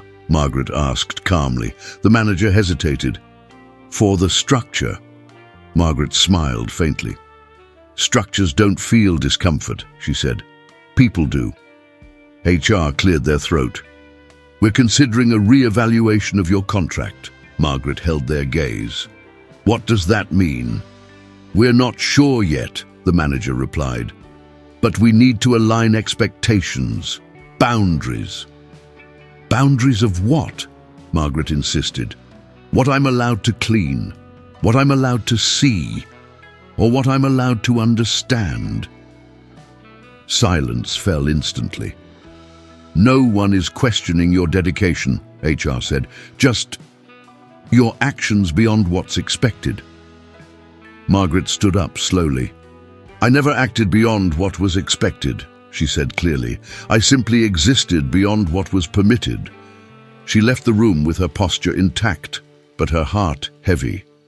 That night at home, she opened the black notebook again, flipped through old pages, years of notes, ideas, recorded silences. She wrote, "Being seen has a price, and the ones who set that price are rarely the ones who pay it." She closed the notebook and rested her forehead in her hands for a long moment. The next day, Daniel made a decision. He told no one, asked for no permission. He called a broader meeting with leaders from strategic departments using the excuse of internal process review. When the room was full, he spoke. "I'd like to introduce someone." The doors opened. Margaret walked in. Some faces hardened immediately. Others showed surprise. A few, for the first time, curiosity. "This is Margaret Hale," Daniel continued, "the person who identified critical flaws in one of our most important contracts." A murmur spread across the room. "Today, she's not here as an exception," Daniel said. "She's here as evidence of something we've ignored for far too long." Robert stood up. "This is unacceptable," he said. "You don't have the authority to—" "I do," Daniel interrupted, "and I take full responsibility." Margaret remained silent. She didn't need to speak. Her presence said enough. "If this company believes in merit," Daniel concluded, "then it needs to prove it now." The room was boiling. Some avoided eye contact. Others looked for the first time uncomfortable with themselves. Margaret felt something new, not victory, not revenge, but irreversibility. They could no longer pretend she didn't exist, and that, she knew, was the most dangerous point of all, because now, the price of being seen was being charged. The silence that followed Margaret's entrance into the room was unlike any she had experienced in that building before. It wasn't the silence of indifference, it was the silence of discomfort. For the first time, those people weren't ignoring her presence. They were trying to understand her, and paradoxically, that made them uneasy. Daniel remained standing beside her, not as a protector, but as someone who had chosen a side and accepted the consequences. "We can begin," he said at last. The executive director adjusted herself in her chair. "Daniel," she said in a controlled tone, "this meeting was not planned this way." "That's exactly why it's necessary," he replied. Some leaders exchanged quick glances. Others kept their eyes fixed on the table, as if it had suddenly become fascinating. "Margaret," the director said, turning to her, "do you understand why you're here?" Margaret took a deep breath before answering. "Because you can no longer pretend I don't exist." The impact was immediate. There was no outrage, no verbal reprimand, only a thick, almost guilty silence. "That's not what this is about," HR said quickly. "It's about procedures, about—" "No," Margaret interrupted calmly. "It's exactly about that." She didn't raise her voice. She didn't need to. "For years," she continued, "I've been here. I've seen decisions being made. I've seen mistakes repeated. I've seen talent wasted. And I never said anything because no one ever asked me anything." Robert Klein pressed his hands against the table. "You were not hired to give opinions," he said rigidly. Margaret met his gaze. "I know," she replied. "I was hired to clean. And I did that very well, including cleaning up failures no one wanted to see." Daniel felt his chest tighten. This wasn't a defense. It was a statement of fact. "You understand," Robert continued, "that your actions created a dangerous precedent?" Margaret tilted her head slightly. "Dangerous for whom?" Robert opened his mouth but didn't answer. "Because for me," she said, "the danger was always there. It just wasn't visible to you." The executive director intervened. "Margaret, no one here is questioning your intelligence, but we need to be realistic. Companies function through hierarchies." "I agree," Margaret said, "but hierarchies shouldn't function through blindness." One of the department heads cleared his throat. "If you knew so much, why didn't you speak up sooner?" Margaret looked away for a brief moment, not out of shame, out of memory. "Because no one asks the name of the person who cleans the floor," she replied, "let alone their opinion." The weight of the sentence was almost physical. Daniel took a deep breath. "This isn't an attack," he said. "It's a mirror." The executive director folded her hands. "And what do you expect now?" she asked Margaret. Margaret thought for a few seconds. "Nothing," she answered honestly. "I didn't come to ask for a title or recognition. I came because I can no longer be used as an example of what makes you uncomfortable." "Used as an example," the legal counsel repeated. "Yes," Margaret said, "of risk, of exception, of the mistake that must not be repeated." The silence stretched. "If I leave here today," she continued, "you'll remain comfortable. You'll say you protected the structure, but deep down, you'll know you protected your own fear." Daniel felt something break inside him, and at the same time, something harden. "This is unacceptable," Robert said, standing again. "This meeting is completely out of control." "Maybe," Margaret said, "but truth tends to do that." The executive director closed her eyes for a moment. "We need a break," she said. 5 minutes." People began to stand, murmuring quietly. Some avoided Margaret. Others watched her with a curiosity that bordered on respect. Daniel stepped closer to her. "You were incredible," he said softly. "I was honest," she replied. "That's harder." "Whatever the outcome," he said, "I don't regret this." She looked at him. "I know. And that's why it hurts them more." When the meeting resumed, the atmosphere had changed. Less defensive, more tense. "We've reached a decision," the executive director said. Margaret stood straight. "We will not terminate your contract," she continued, "but we also can't simply ignore the impact of what happened." "Impact," Margaret repeated. "That's an interesting word." "We want to offer a transition," HR said. "An internal development program. Evaluation. Possible repositioning." Margaret smiled faintly. "A test. An opportunity," HR corrected. "To prove I deserve to be where I've always been," Margaret replied. Silence again. "No," Daniel said suddenly. "That's not enough." All eyes turned to him. "You're treating this like a favor," he continued, "when in fact you're correcting a failure." "Daniel," the director warned, "be careful." "No," he said, "enough." He took a deep breath. "If Margaret leaves this room today without formal recognition of what she did," he said, "then I leave too." Shock rippled through the room. "You're bluffing," Robert said. Daniel met his gaze. I'm not. The executive director went pale. You can't put the company in that position, she said. The company put itself in that position, Daniel replied. Years ago. Time seemed suspended. Margaret felt her heart race. Daniel, she said, don't do this for me. He turned to her. I'm not doing it for you, he said. I'm doing it because I can't pretend this is normal anymore. The executive director exhaled slowly. That changes everything, she said. Exactly, Daniel replied.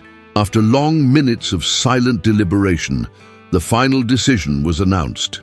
Margaret Hale, the director said, the company formally recognizes your technical contribution and offers you a temporary consultative position, reporting directly to the strategic board. Robert closed his eyes, defeated. Temporary, Margaret repeated. Evaluative, HR corrected. Margaret thought for a few seconds. I accept, she said at last, but under one condition. Everyone held their breath. My name will be on everything I do, she said. No anonymity, no backrooms. The director nodded slowly. So it will be. When the meeting ended, Margaret left the room feeling something strange. It wasn't relief. It was vertigo. She had crossed an invisible line, and she knew there was no going back. In the hallway, she found Emily waiting anxiously. What happened? She asked. Margaret smiled, tired. Now they know my name. That night at home, she opened the black notebook once more. She wrote, when you are seen, the world changes, but not always for the better. She closed the notebook and looked out the window. The sky was dark but steady. She knew the conflict wasn't over. It had only changed shape, and the next chapter would not be about invisibility. It would be about resistance. The office felt emptier that morning, not officially. The desks were still occupied, monitors glowing, the distant sound of typing filling the air. But there was a kind of absence that couldn't be measured in numbers. It was a feeling, an invisible space between people. She noticed it the moment she walked in. Maybe it was the way gazes lingered a second too long before meeting. Or how some were diverted too quickly. Maybe it was just accumulated fatigue. Or maybe it was what happens when something shifts, even when no one announces it. He arrived a few minutes later. He didn't look directly at her, not because he didn't want to, but because now he knew what that look meant. And knowing changes everything. What used to be automatic now required choice. He sat down, took a deep breath, tried to work. But the day seemed determined to be cruelly attentive to details. The coffee cooling untouched on the desk. The message never sent. The email read twice without absorbing a single word. She stood up to get water at the exact moment he did. An old coincidence, a stubborn one. They stopped facing each other for a moment, too short to be casual, too long to be comfortable. Good morning, she said, her voice low. Good morning, that was all. Two simple words. Neither of them said what was really there. She smiled faintly, not a full smile, just that minimal gesture people make when they want to seem fine, even when they aren't. He noticed. He always noticed those things. When she passed him, her perfume lingered in the air a second longer than it should have. And that was enough to unravel everything again. The rest of the day went on as if nothing were happening. But everything was. Because sometimes what changes isn't the world around you. It's the way two people begin to exist inside it. And neither of them was ready to admit it yet. But the previous chapter was over, and there was no way back. She realized she wouldn't make it through the entire day pretending. The problem with avoiding something for too long is that at some point, the body reacts before the mind does. A tight stomach for no clear reason. Shallow breaths. Irritation sparked by small, meaningless things. Everything in her was screaming that this no longer fit inside silence. He knew it too. Since the night before, when he reread an old message, nothing important, just a casual exchange from weeks ago. and realized that even the good morning between them had changed weight. It was no longer a greeting. It was an unasked question, a contained invitation, a risk. The office kept its mechanical rhythm, indifferent to the internal battles unfolding within it. Scheduled meetings, tight deadlines, people laughing a little too loudly near the coffee machine. The world doesn't pause when two people are on the verge of breaking. She tried to focus on the report in front of her. She really did, but the words blurred, lost meaning, slid across the screen without settling. She closed her eyes for a second, took a deep breath. When she opened them, he was standing a few meters away, looking in her direction, not directly, but enough for her to know. That's when she understood, now or never. She stood up before she could change her mind. Do you have a minute?" she asked, her voice steadier than she felt. He hesitated for only an instant, a single second carrying weeks of postponement. "I do." They didn't go to the conference room. They didn't go to the hallway. They went to the most dangerous place possible, the back outdoor area, where almost no one went, but where there were no doors to shut emotions behind. The air felt colder out there, or maybe it was just the exposure. She crossed her arms, not from cold, but for protection. He kept his hands in his pockets, an old habit from not knowing where to put them. They stood in silence for a few seconds, the kind that comes right before a fall. "I don't know where to start," she said finally. "Then start with what's bothering you," he replied, not softening it too much. He knew that if he were too gentle, she might back out. She let out a short, humorless laugh. "The problem is that everything is bothering me, including you." He nodded slowly. It hurt, but it didn't surprise him. "Fair." She paced a few steps, then came back, like someone trapped in a space too small for their own restlessness. "We're pretending nothing has changed," she said, "but it has, and I'm tired of acting like it's all in my head."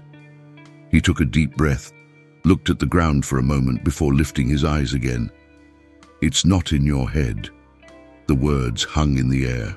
Simple, direct, irreversible. Her chest tightened. "Then why do you act like it is?"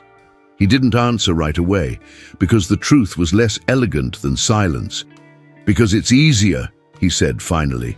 "Pretending it's not happening is easier than admitting what is." "Easier for who?" she shot back, her voice already trembling. "Because it's not for me. I come in here every day trying to be the same person I was before, and I'm not anymore. And you—" She stopped, swallowed hard. "You look at me like you're always holding something back." He closed his eyes for a second. That hit exactly where it hurt. "I am holding back," he admitted. "A lot." Then let go. It came out more like a plea than a command. He opened his eyes. There was exhaustion there and fear, mostly fear. "You have no idea what you're asking." "Then explain," she said, "because the way it is now, I'm just creating answers on my own, and none of them are good." He ran a hand over his face, slow, almost defeated. "I'm trying to protect you." She laughed again, this time in disbelief. "Protect me from what? From you?" "From me," he confirmed. "From what this could become. From what it could cost." "Cost what?" He took a long time to answer because the list was long. "Our work, our routine, how people see us, your peace." "And you think I'm at peace right now?" Her voice broke. "Because I'm not. I'm confused. I feel invisible sometimes, like I imagined everything on my own. That was too much." He took a step forward instinctively, then stopped. He didn't want to invade. He didn't want to retreat. "You didn't imagine it," he said firmly. "Not for a second." Her eyes burned. "Then why does it hurt so much?" "Because wanting something you don't allow yourself to have always hurts more." He thought that, but said something else. "Because we crossed a line without agreeing on the rules." She took a deep breath, trying to keep control. "I don't want rules right now. I just want honesty." He nodded. He knew he owed her that. Maybe he always had. "I think about you more than I should," he confessed, "at stupid moments, in the middle of the day, at night, when something happens and you're the first person I want to tell." She held her breath.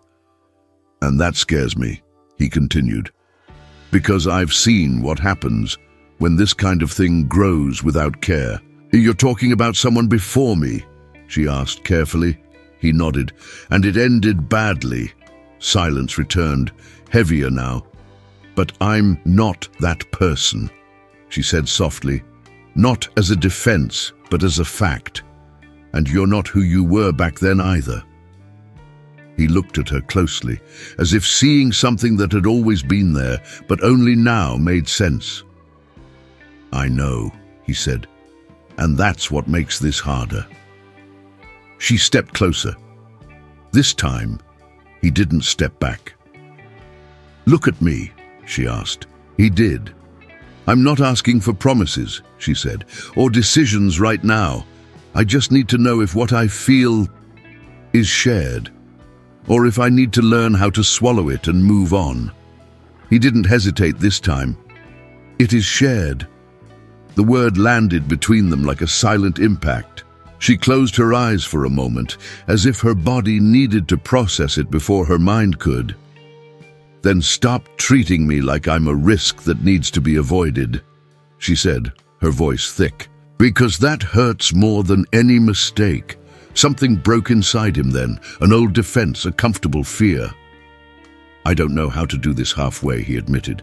"Either I stay away, or I get in too deep." She gave a sad smile. "Maybe that's why we're here, stuck in the middle." The wind passed between them, carrying the distant noise of the city. The world went on. It always did. "What do you want to happen now?" he asked with bare honesty. She thought about it, really did. "I want us to stop pretending," she said, "even if this leads nowhere. I'd rather have uncomfortable truth than comfortable silence." He nodded slowly. "Then from now on," he began. "From now on," she finished, "we feel and deal with the consequences later." He smiled faintly, a tired smile, but a real one.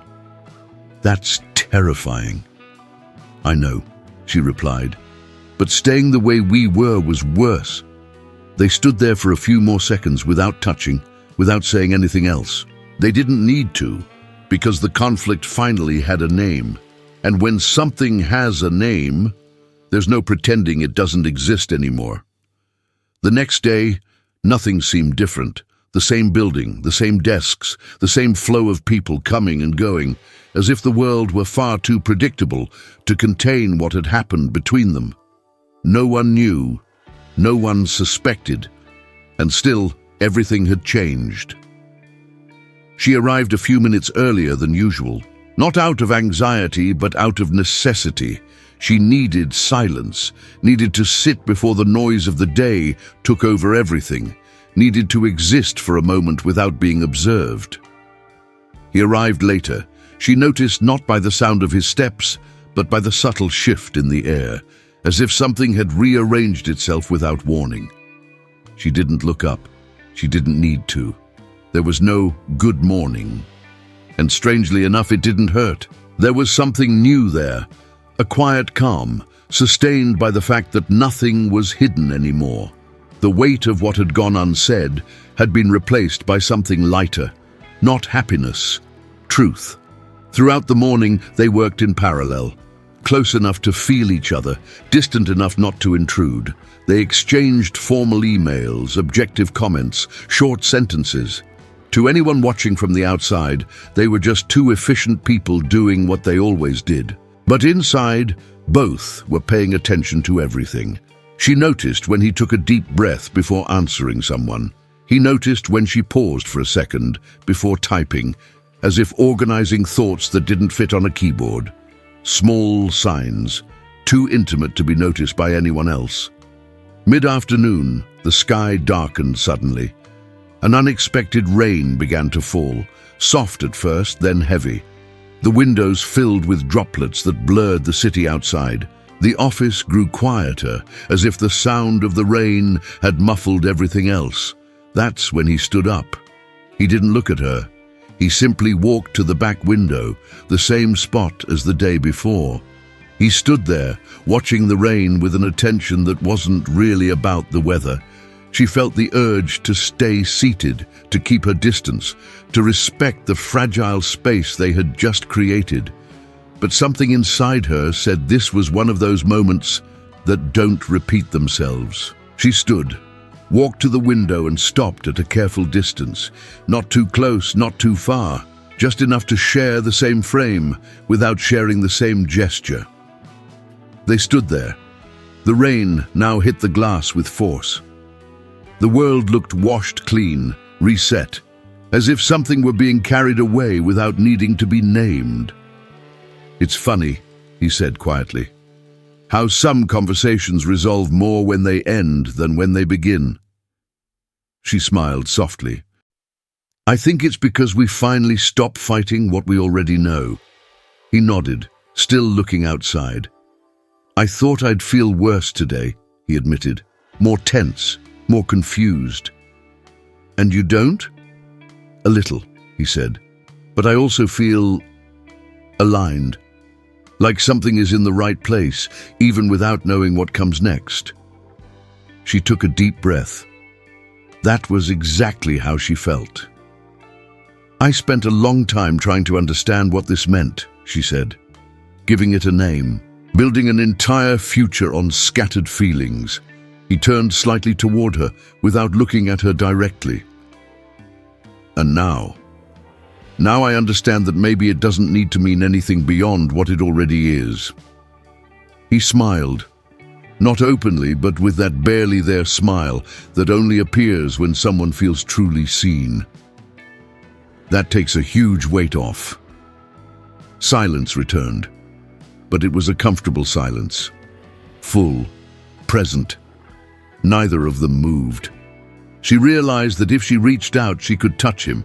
The closeness allowed it, but that wasn't what the moment asked for. The meaning lived precisely in choosing not to cross that last line. It was intimacy without possession, connection without urgency.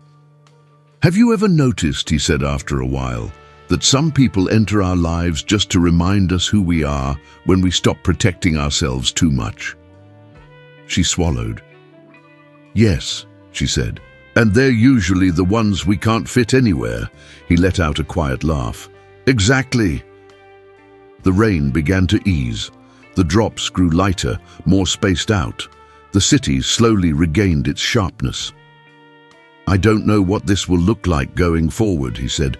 "Whether we'll drift apart, whether we'll stay like this, whether time will decide for us." She turned toward him now. For the first time that day, she looked at him directly. "I don't know either," she said. "But I do know I don't want to erase this, or pretend it was a mistake." He held her gaze for a few seconds. There was no expectation there, just recognition. "Neither do I." His phone vibrated in his pocket. He didn't check it. Hers buzzed almost at the same time. The world calling them back. She took a deep breath, like someone preparing to surface after a deep dive. "I guess that's it," she said, without sadness. "I guess it is," he agreed. They stepped back almost at the same time, an unintentional synchronicity that drew a silent smile from both of them. Before they fully walked away, he said, "Thank you for not letting me hide." She thought for a moment before answering. "Thank you for staying when I asked you to speak," he nodded. They returned to their desks, their screens, their papers, but something essential had been sealed there, without witnesses. At the end of the day, she was the last to leave. She turned off the lights, grabbed her bag and walked toward the door. Before stepping out, she looked back one last time at the empty space. There was no promise, no kiss, no future outlined, but there was truth, and now she knew that was enough. Outside, the air was clean. The city smelled like recent rain. She walked slowly, feeling the ground beneath her feet, her body fully present in the now. Somewhere he was heading home too.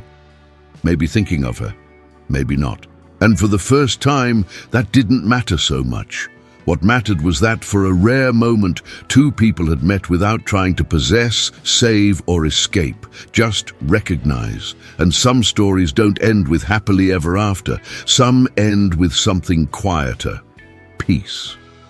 Not every story ends with promises. Some end with understanding. Sometimes loving isn't about holding on. It's about recognizing and respecting the moment. They didn't say goodbye. They didn't say forever either. But for a rare instant, they were honest with themselves. And maybe that's the closest thing to peace. Thank you for staying until the end. Some stories don't ask for applause. They ask for silence. And tell me in the comments where you're watching from and which part of this story impacted you the most. Thank you for staying until the end. More stories are already on the way. See you in the next chapter.